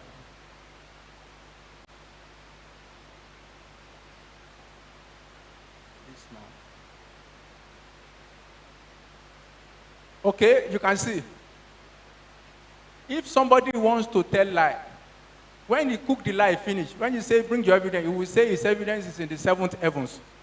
This one is not in 7th heavens. You can see from that table, for gratuity, it's 204% of 396,972, and the total gratuity is 809,822 naira 88 kobo. Multiplication straight. Then for his annual pension, that is annual pension, his pension for 12 months, we apply 56% against his total pensionable emolument, 396,972, and it comes to 222,304 naira 32 kobo. That is pension for 12 months. To know pension for 1 month, we divide it by 12. Abi? So 222,304.32 divided by 12 comes to 18,525 naira 36 kobo. That is as at 2002 when you retire. If there is no pension increment, this is what we will be collecting until God say, come home, my son. But we know there has been pension increment. Abi? Now, let's go and apply pension increment. The first pension increment that is entitled to, because he retired in 2002, all the pension increment from 2002 going backward, he can't get it because he was a worker at that time. You cannot be a worker and be collecting benefits of pension. You cannot be a pensioner and be collecting benefits of a worker. So, the first percentage increment is 6%. When we apply it, the pension moves to 19,636. The second increment is 15%. That is the one of 2007. When we apply it, the pension moves to 22,582. The third increment is 33%, which was in 2010. When we apply it, the pension moves to 30,034 naira 61 kobo. Then consequential pension adjustment. You know, consequential has a table. It is where your pension stays that we will be able to know what is the absolute increase that we had. Consequential is not percentage. We all know that. Let's go to that consequential table. Look at this figure very well. The amount is 30,034 naira 61 kobo. This is the consequential table. We look for where 30,000 is. That is on line 7. And the amount, the absolute increase is 5,027 naira. So we go back. You can see 30,034 naira 61 kobo plus 5,027 equals to 35,061 naira 61 kobo. Mr. Wazobia, clap for him. He is going to get 35,061 naira 61 kobo as his pension as at date. If they take this calculation from here to Kutuwenji, to China, to Cameroon, and come back to Korea and Abuja, everybody will get this. Because there is no magic.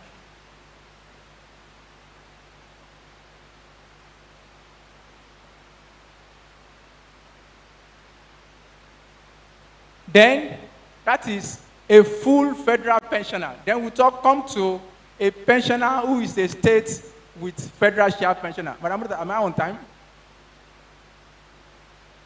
Assuming Mrs. Wazobia who was born on 5th August 1955, joined a state ministry on 7th June 1971 and retired on June 2006 on grade level 12, step 2. Our entitlement will be calculated thus. For state with federal pensioner, there's one thing that is very important that we need. That is the computation sheet that was signed by the auditor of the state where you retire. Why? You know, when you work with federal government, we have our own salary structure. When you work with state government, they have their own salary structure. We don't have the winch or wizard to know all of the salary structure that all the 36 states are using.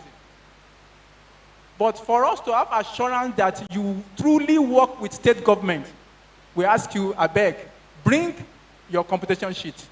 That computation sheet will show calculation done by the pension board of the states, how they distribute the work you did under federal government and the work you did for states, and then apportion it. We need to see that, number one. Number two, we need to see that the state is also paying you pension. So we will ask you for your bank statement. Why? It is only people that meritoriously completed their career that are entitled to pension. If you are dismissed, you are not entitled to pension. Because you finished your career with the state, we did not know how you would retire, whether they kick you out. If they kick you out, you will not have evidence of pension in your statement. So we need to see that you truly retire meritoriously with handshake from the state. So we will ask for those two. It is from inside that computation sheet that we will take the figure that we will use to determine what federal government will pay you. And if you look here, you will see that Mrs. Wasobia has a computation sheet. I will show you. This is the computation sheet of Mrs. Wasobia. And from that, we come to pick the figure for the federal government share. The federal government share of pension is, TP is 250,342, if my eyes are not deceiving. 230,342.4. So let's go back.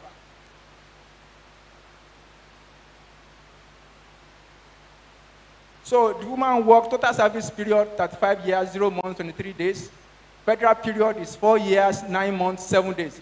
You know that if we only look at the federal period without joining with that of the state, Mrs. Wasobia is not qualified. So we have to join with that of the state. And then federal gratuity is 58 all over 420 multiplied by 863, we get 119. Federal annual pension is 58 over 420. You can see the figure 230,342.4. We get 31,809. That is the annual pension. Divide that by 12. We get 2,650.77. This is where we now apply the increment. You can see 15% pension increment. It brings the pension to 3,048.39. Then 33% pension increment. It brings the pension to 4,054.36. And then consequential pension adjustment, absolute figure. The amount of increase is 8,693. When we had it, the pension of Ms. Wasobia becomes 12,747.36. This is a live example where the ES says that the consequential pension adjustment is the most beneficial pension adjustment to pensioners in the history of pension management in Nigeria.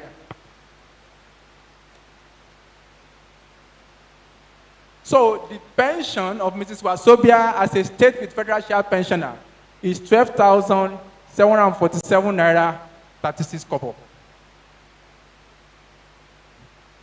This is the competition sheet that I told you. Like I said, I repeat again, this presentation, we are happy to share it with all the pension union executives who has an email address, so that they can, in your regular meeting, use it to share with you, and you can have clarity about what goes into computation of pension. Assalamu alaikum ya jama.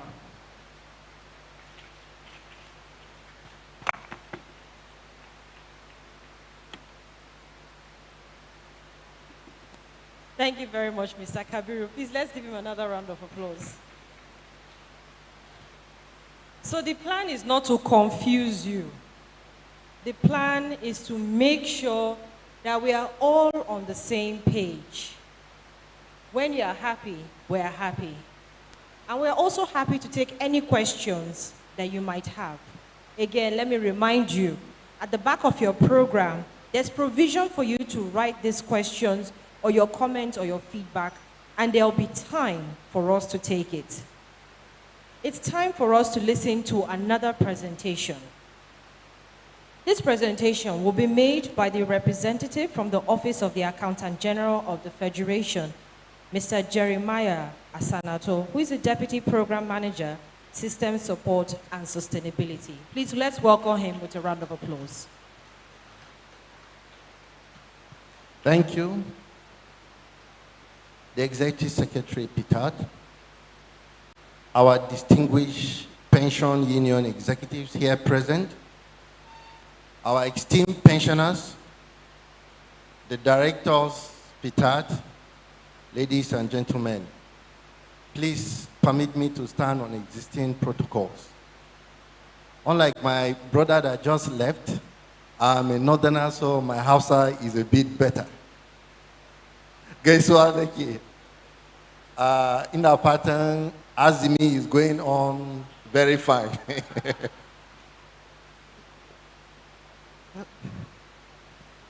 Okay, following the presentation from the director, Ptad Support, is the first time actually that I have witnessed and seen the details of what Ptad is doing.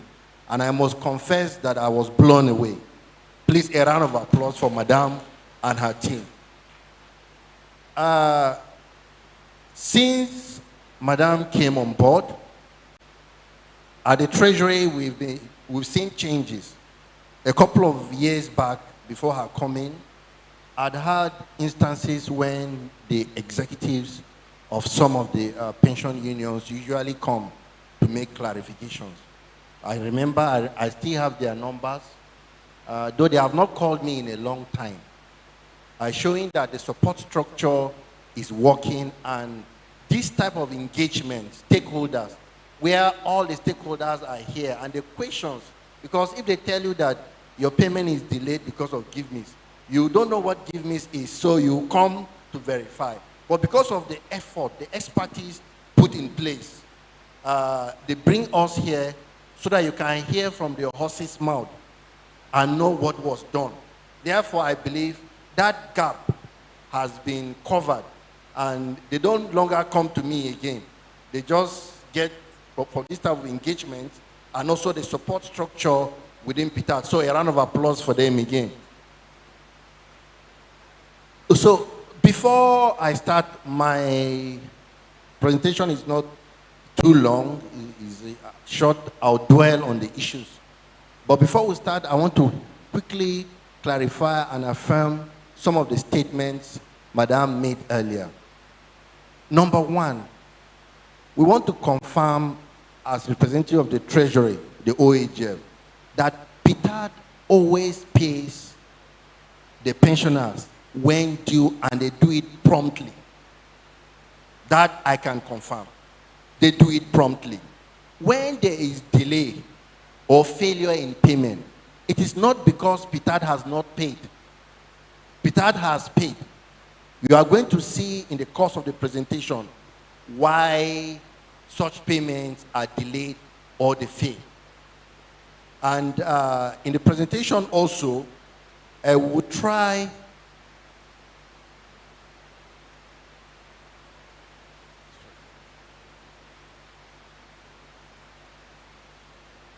it will try to show the way forward, what we are doing to leverage and bridge the gap. Because so far, like Madam said, the funds in Ptad prior to 2012, when GIFMIS and the TSA went live, pension funds were domiciled in commercial banks. But with the coming of Ptad, because I saw a snippet of a newspaper publications where you saw billions, minor billions missing. On go live of GIFMIS in 2012, that stopped because government moved all the accounts to a TSA. Now, these accounts in TSA are not within the control of Ptad. Their accounts centralized, where all MDS get their funding from. So Ptad finalizes their payments and pay to you directly. They don't have access to the money. So insinuations where they claim that pensioners' funds may have been kept somewhere, it is not possible. I'm here to affirm that it is not possible because the money is not within the control of Ptad. It's in the TSA. So Ptad cannot have access to it. They just pay directly. So you can see the value that this has added, automation and the usage of systems.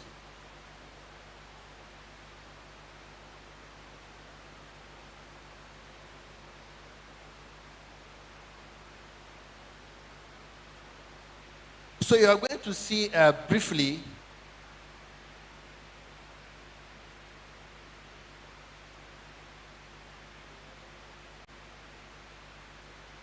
what GIFMIS is, because you need to understand the system that government use. The GIFMIS is an acronym for Government Integrated Financial Management Information System. Nigeria, just like every other nation in the world that has automated and leveraged on ICT, that is information and communication technology, to bring about better efficiency and effectiveness in public financial management. Nigeria also adopted an IFMIS, that is Integrated Financial Management Information System. So we are going to be seeing the benefits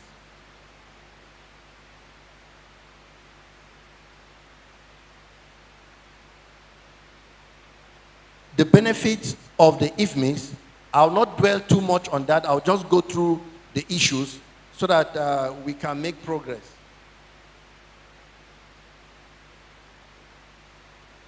So at the end of the presentation, you should understand the GIFMIS payment routes and processing, effectively adopt proactive measures in the collection of pensioners' data to avoid failed payments, quickly track payments executed using the payment register, and quickly and effectively migrate pensioners' data from time to time. So what is GIFMIS? Like I said earlier, Government Integrated Financial Management Information System is a subset of the Economic Reforms and Governance Project. You all know ERGP, but it's not the Economic Recovery and Growth Program. This is the Economic Reforms and Governance Project. It was built to support public financial management through modernizing fiscal processes, using better methods, techniques, and information technology. That is ICT in the management of government resources. GIFMIS, as we know, Government Integrated Financial Management is being implemented by government to improve public expenditure management processes, enhance greater accountability and transparency across all the MDs. Eliminates cash transactions. That is where the TSA comes in. That is why there's no longer cash moving around. They use what? The TSA. Delays in making payments. Right now we are having a couple of delays because of certain system issues, which we are going to explain in the course of the paper. Enhance real-time reporting and improve quality of reports. Reports are real time. Real time meaning Yangama Aiki Zaya Gani. I'll be adding Hausa for my colleagues. Yangama Aiki Zadiga Gani immediately Abunda Ai Zai report to that will show everything. Kuma nothing is hidden. Nothing is hidden. Bazaya boy anything ba. Kuma kudi bazasu iya su bacheba. Unlike before. So, give me, like we said, is an integration. That is, all the functions, the statutory agencies involved in public financial management, and all the Nigerian processes according to the law are all integrated together into something like this. You can see in the middle, the one in the yellow. The one in the yellow, that is the give me, the TSA. Give me sitting on the TSA and all the processes. So an integration, building a system to integrate all public financial management processes and institutions into a single source of truth called an IFMIS. Starts with budget preparation, budget execution, accounting and reporting, debt management, and then we have an all IFMIS. Now, to the key issues. GiveMe's has some routes, some payment routes that have the key stakeholders in every payment process. Key stakeholders meaning all the people involved in the payment process. So when Ptad does their job, in Ptad Sungama Aikinsu, Sungama, instruction ne Ptad, we now go during other stakeholders. When Su are checking government, the sooner the one responsibility or the other in ensuring that your payment goes through. That is, Ptad is the first one. After Ptad finishes, it goes through a payment gateway. A payment gateway is an electronic courier that takes Ptad instruction straight to CBN. That payment gateway is called remitter. Now, let me explain to you briefly what remitter does. Ideally, every bank should have its own payment gateway, just as your own personal bank. Once you make payment, you just send instructions, it's delivered, you get update, right? There's an electronic courier at the back end called a payment gateway. Now, by law, the CBN is expected to have its own payment gateway for its customers as banker to government. But unfortunately, when we are going live, the CBN was not ready. The CBN was not ready. So they brought in a company, a private company called Remitter to be the payment gateway. Now, there's a law enacted by NITDA that insisted that public financial information should not pass through a private company. And so CBN was mandated by that law to also build a payment gateway. So this is the genesis of the issues we started getting a couple of years ago. CBN decided to remove Remitter. But unfortunately, they are not ready yet. The interface is not done yet. So bank statements are not being delivered. That is why Madam said it takes like a month or thereabout if your payment failed for it to be rectified. One of the issues is that OAGF here will have to do it manually. Get CBN bank statement, confirm that that payment actually failed and the funds have been returned back to the funding bank account before they can now pay you. It is that manual process that started just a few years ago when CBN started building their own system. Before now, Madam will confirm that within 1 hour, if your payment failed, the payment gateway will bring back the feedback, they check, and then they reprocess. The money comes back automatically within 24 hours. So we are hoping that when this CBN interface, direct end-to-end interface is completed, we'll have even those that have issues, their issues rectified in time. So from CBN Through remitter, it goes to the commitment banks.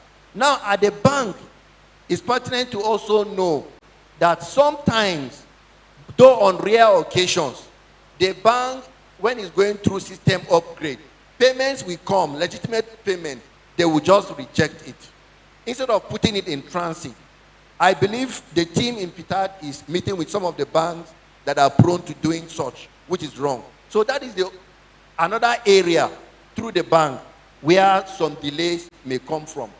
And then after the bank, the payment goes to the beneficiary, then you get a feedback through the OHF settlement center and back. So this is the whole circle.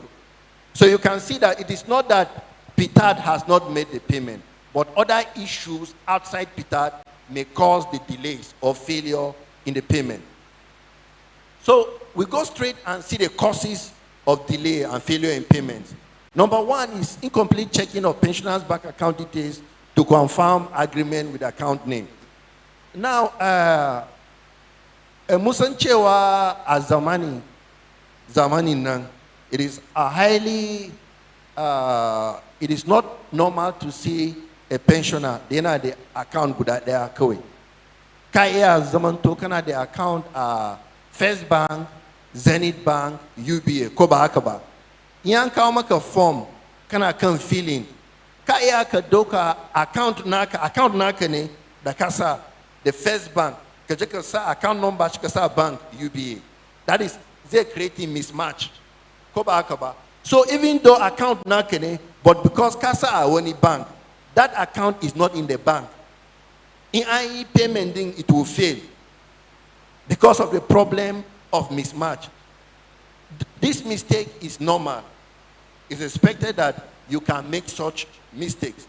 So this is one of the reasons. So you can see it's not Ptad, but because he answer a wrong account number, there's a mismatch.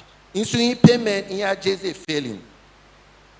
She Yazo and reconciliation and confirming before that year are reprocessing. Number two, the inability to upload employee payable template due to the number of employees in the bank, wrong employee codes, and account numbers. Okay, one is a bit internal. This one is a bit internal to the finance and account people. Now, GiveMe is run on accrual accounting because 2016, Nigerian government adopted accrual accounting. Means that you must have payable, that is accrued. You must accrue for the expenditure before you now go and pay. So the payment process starts from the payable before it goes to cash management for payment.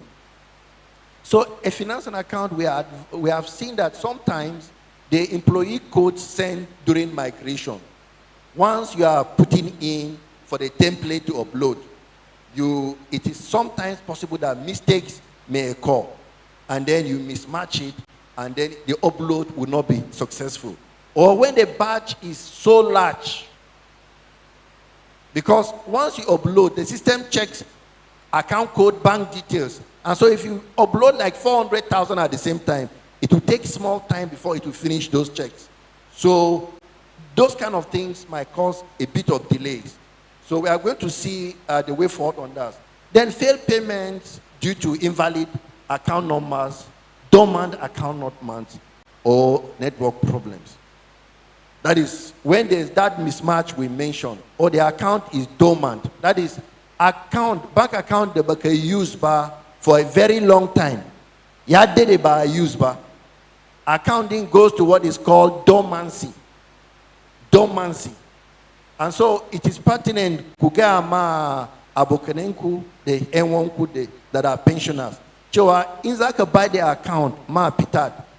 Kuje bankinku kuje kubinchike to ensure chewa when our accounting is not dormant.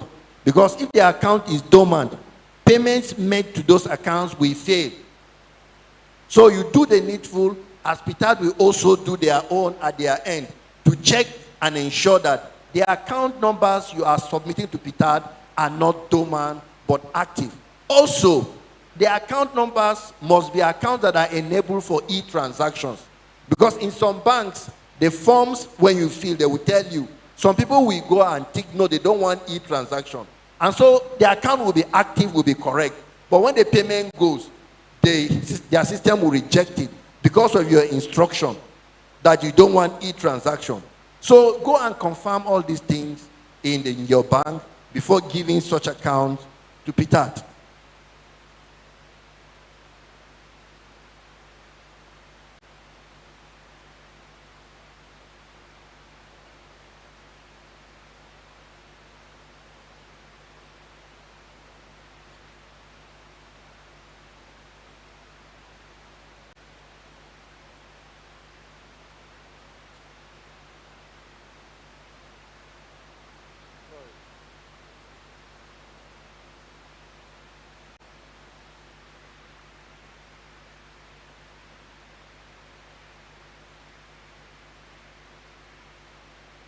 All right, double payment as a result of wrong payable uploading and reviews.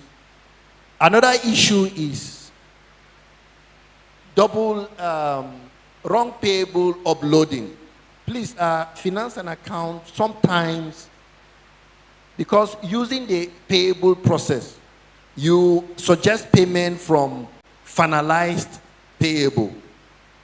And so it's pertinent that once you are not sure, you don't want to start the payable, you don't go and finalize it yet. So you finalize only the payables you want to pay immediately. That way, if you suggest, it doesn't carry everything, because sometimes you go and suggest it's being in process, you go and suggest again. As long as it's not paid, it's still a financial commitment. So if you pick it up again, and therefore you get this process, these issues of double payment. So you ensure that unless you want to pay, don't finalize the payable, so that once a suggestion is done, it doesn't pick everything all at the same time, to avoid double payment. Then delays in updating Gimmings payment status in cash management. Because of the removal of the payment gateway meter by CBN, we are experiencing such issues. Once that is done, it will go automatically. Then inability to represent failed payment and balance cash book due to unreconciled failed payment. This also is related to CBN removing remitter. So we are still in transition process, and that is why we are having these issues.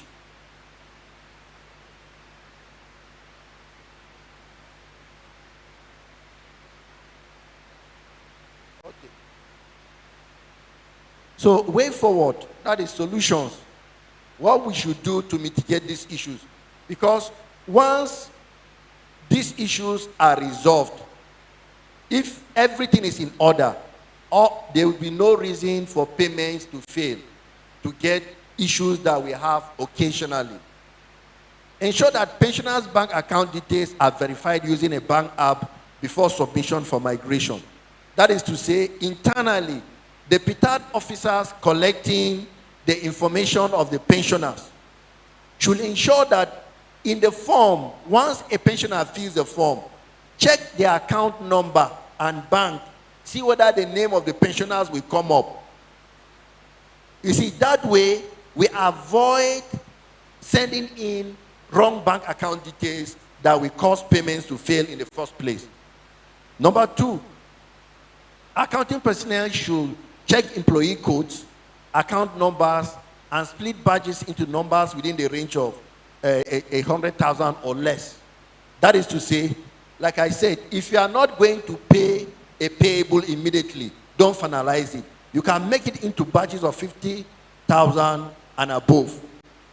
So that once you finalize one batch, you go to cash management and suggest and finalize before you go and finalize another payable batch. It is very important.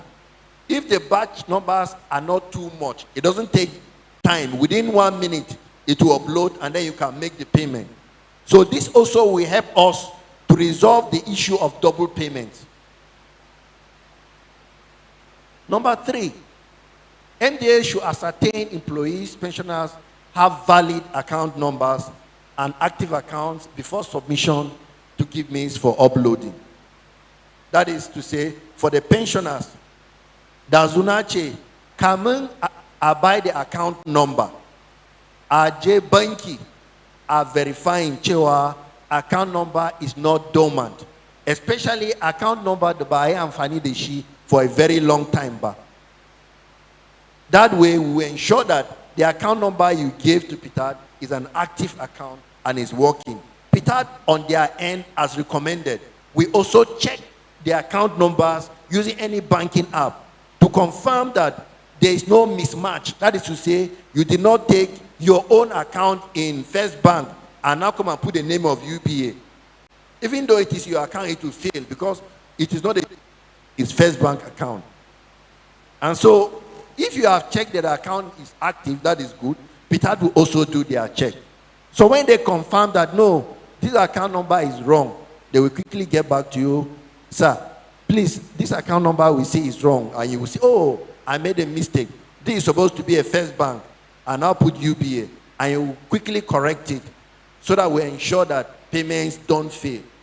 All these measures we are taking is to ensure that you don't have any payment that fails.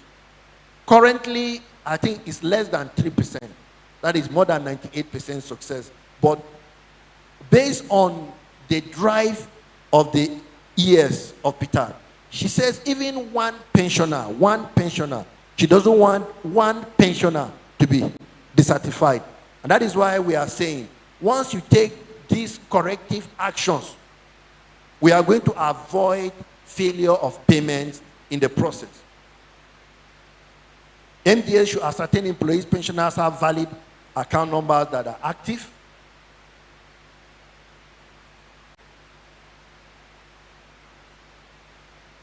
Okay, accounting personnel should check and review their data before making payment. GiveMe is liaising with remitter.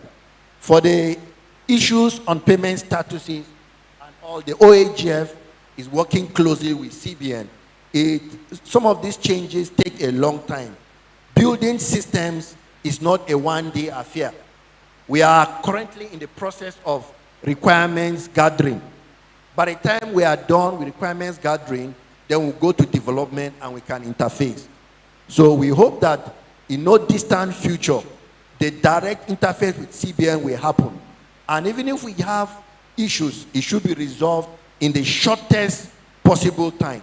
The shortest possible time.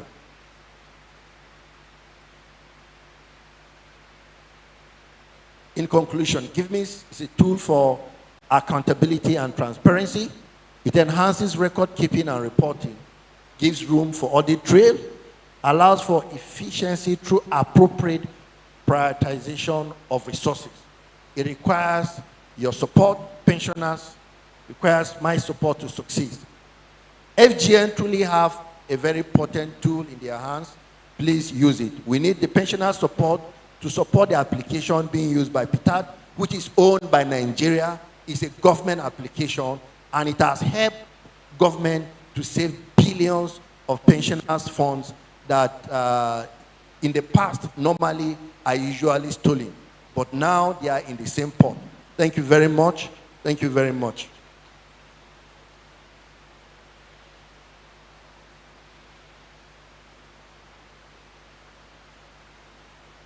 Yes. So, in akwai tambayoyi yanzu ne lokacin tambayoyi.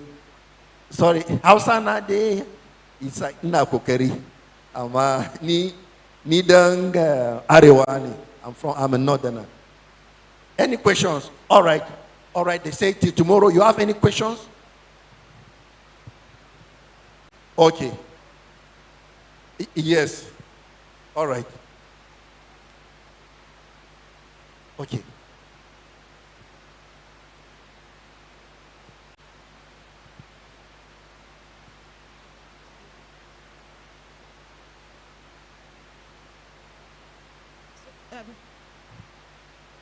Yes, thank you, yes. Just guide our questioning processes for now, please note that the questions you will ask should be based on Mr. Asanator's presentation. Every other presentation that has to do with Ptad, new narrative, Ptad pension computation will be handled tomorrow. There's a segment for that. But any questions we're asking now, even the ES's welcome address, anything you have, comments or questions with regards to the ES welcome address will be handled tomorrow. But any questions you want to ask now should be on Mr. Asanatol's presentation. Are we clear? Thank you very much. So who's going to ask the first question? I saw somebody's hand.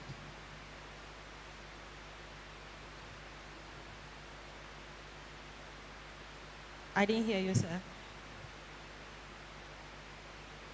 If we have questions.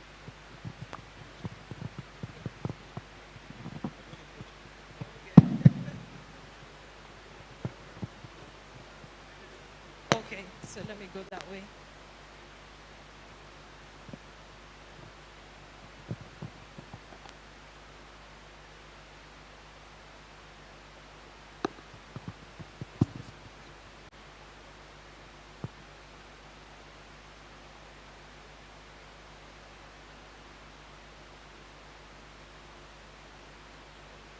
Okay. If you have a question, just raise your hand. I'll bring the mic. No questions. Oh, thank you very much. All right, there are two hands, please. Let's attend to them. Two hands.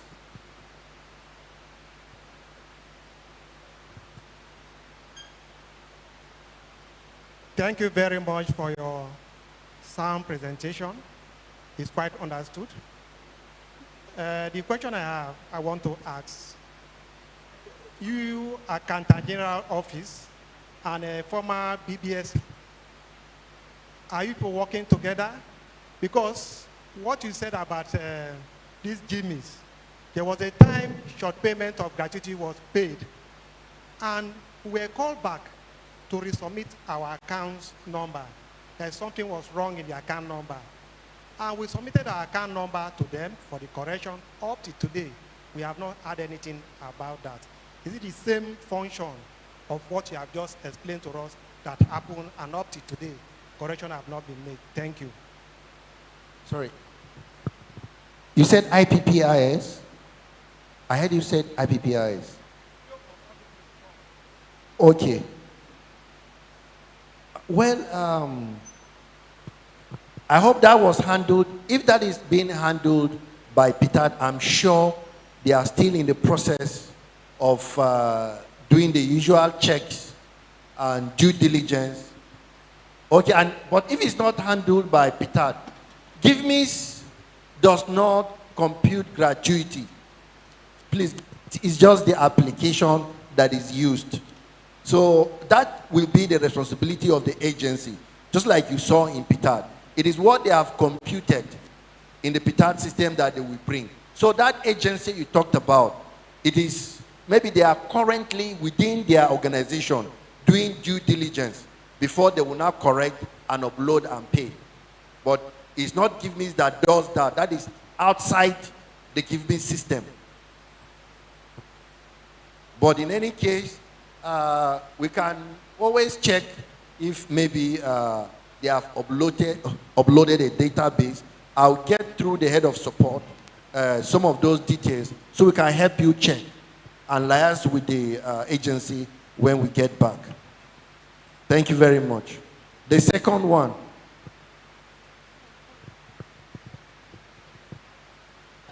Sorry, it's always good to get clarity about some of the questions that you ask so that we'll be sure that you're getting the appropriate answer. You're talking about the Bureau for Public Service Reforms, right? It is the Bureau for Public Service Reforms. They make the payment. So if they short paid you, they are the ones too that will sort it out. It is not Ptad. It has absolutely nothing to do with Ptad. Yeah, are you understanding? So your queries should go to the BPSR, not Ptad. That is correct. Thank you, my ES. Let's have the second person. We have another hand, so we have 3 people now. Good morning, ES Ptad and the crew team, and my beloved brothers and sisters here. My question is almost something with my brother's own. Some of my members' payment was sent, they bounced back. And we are not having communication about what actually happened to their payment. I think it is good that if payments have failed, those concerned should be communicated on how they can resolve such problems. We still have these problems up till today. So it's good we have very clear explanation on how they can go about solving the problem so that they get their money. These people are still waiting up till today, since 2019. Thank you very much, sir. I believe the head of support, if it's Ptad related, they will get the details and investigate. Maybe they are currently still trying to sort it out, but I'm sure, I'm certain that they will get to you when it reaches the stage of confirming your bank account details.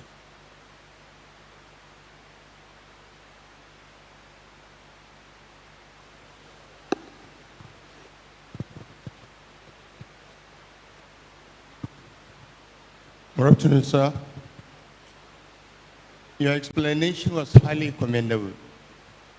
It is near now we understand the way and system how this thing is being done in respect of the remitter. Ours is appreciation.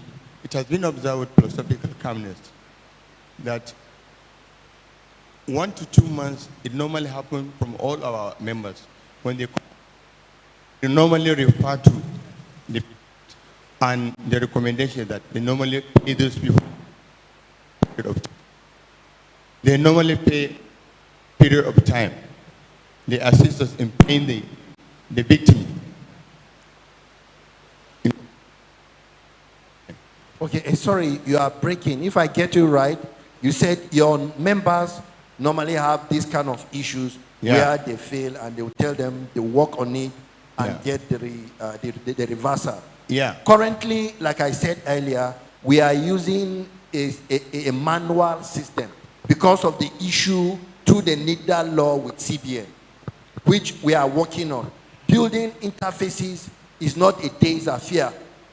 It takes some time to do what is called requirements gathering before you now reconfigure and give programmers to reprogram.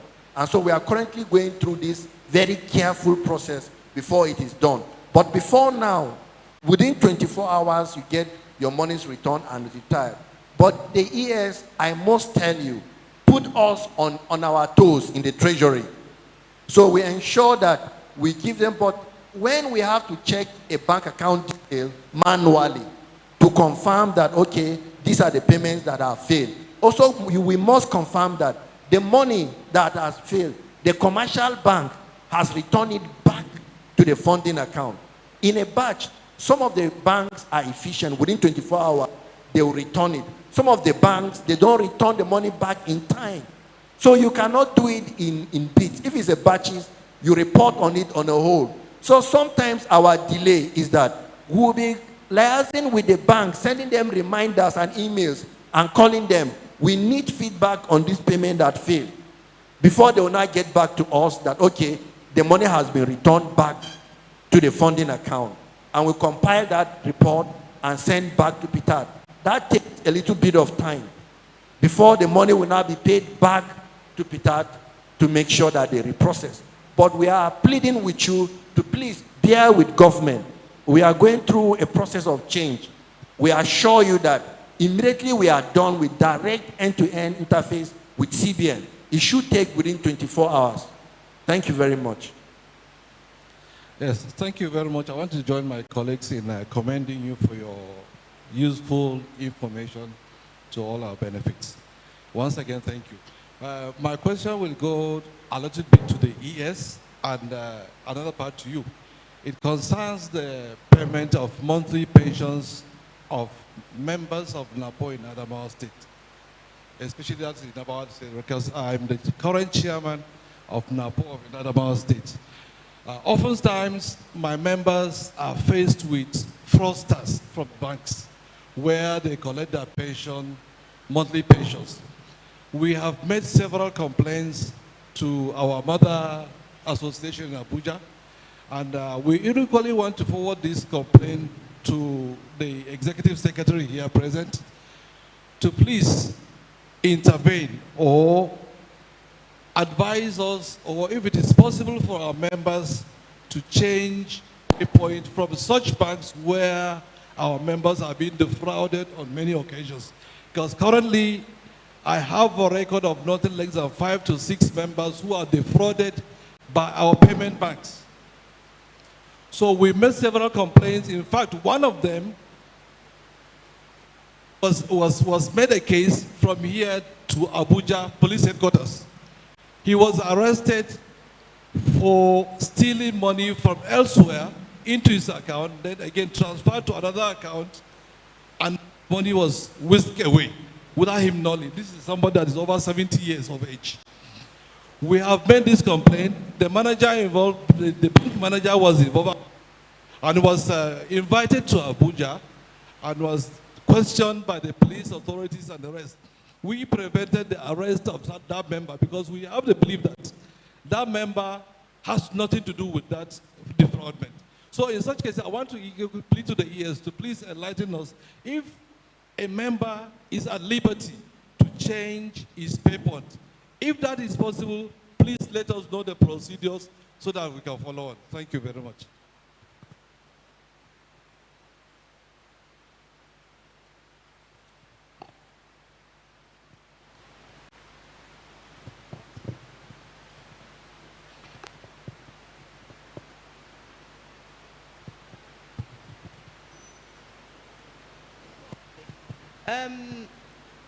I think the main issue is that you want to know if you can change your bank account, the bank that you're receiving pension from. Is that the main question? Yes, I believe that. Yes, you can, but we have to also go through due diligence. I mean, some of the things we try to find out is, are you owing the bank? Right? Because some people might be owing the bank and they want to change accounts. So we have to get a letter from the bank that you're not owing that bank. So you go through the process and you make a request that you want to change an account, and they will give you all the conditions that you're supposed to meet, because it's a freedom of association and expression. That's what the Constitution grants you. We can't force you to use a particular bank to receive your pension if you're not satisfied with the services that they're giving you there. But then due diligence has to be employed before that change is made. Thank you. Thank you very much, madam. I believe she has answered the question. Okay. Any other one? So, thank you very much. Now go there. Asharo Alafia. Thank you. Thank you so much, Mr. Asanato, for your presentation and for your responses to all the questions. Thank you, ES, as well, for weighing in on responding to those questions. A round of applause for yourselves. It's been quite an interesting day. And like they say, everything that has a beginning has an end. But before I invite the Director of Corporate Services Department, Malam Sani Mustafa, to come up to give his vote of thanks, please, I'd like to make a few announcements. Lunch will be served to all participants where they are seated. So please don't leave your seats after the vote of thanks and after the reciting of the second stanza of the national anthem. Also, tomorrow, please, participants must wear the name tag given to them at the registration point. You must wear your tags. Without your tag, you will not be given access into the hall. Again, all participants must wear their name tags when coming for the event tomorrow. Otherwise, you will be denied access into the hall. Pensioners can join this event virtually, as I mentioned at the beginning of the program this morning. This link can be found on Ptad social media platforms. So you can find it on Twitter, on Facebook, or on Instagram. But if you wish, the link can be provided to you before you leave the hall today, so you can share with your members to join this event virtually. Thank you very much. Now, let me welcome, and please join me to welcome, the Director, Corporate Services Department, Malam Sani Mustafa, as he comes to give the vote of thanks.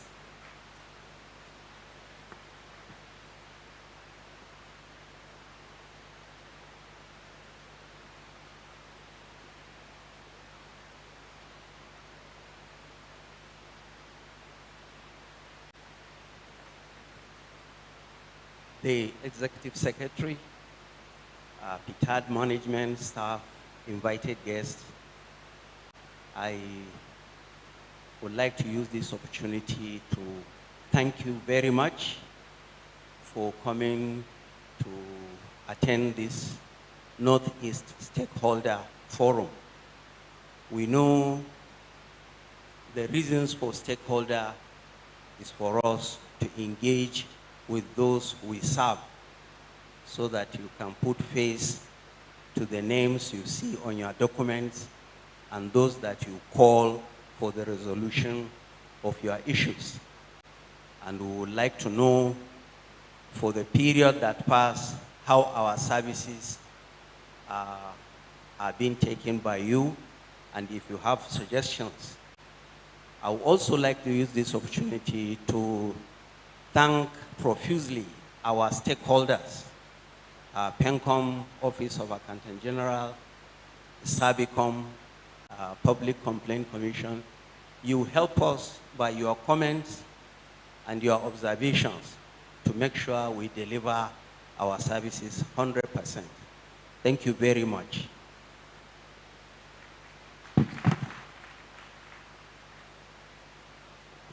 Thank you very much, Mr. Sani. And on that note, with the Executive Secretary's permission, I'd please ask all of us to rise to our feet as we recite, not sing, the second stanza of the national anthem as our closing prayer for today's event. We will recite after the count of 3. 1, 2, 3. O God of creation,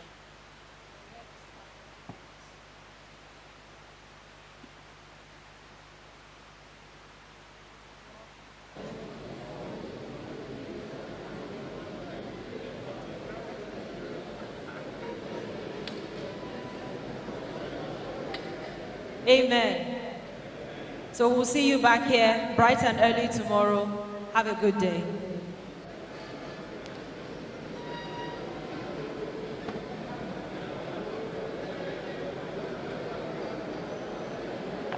Remember to please remain on your seat.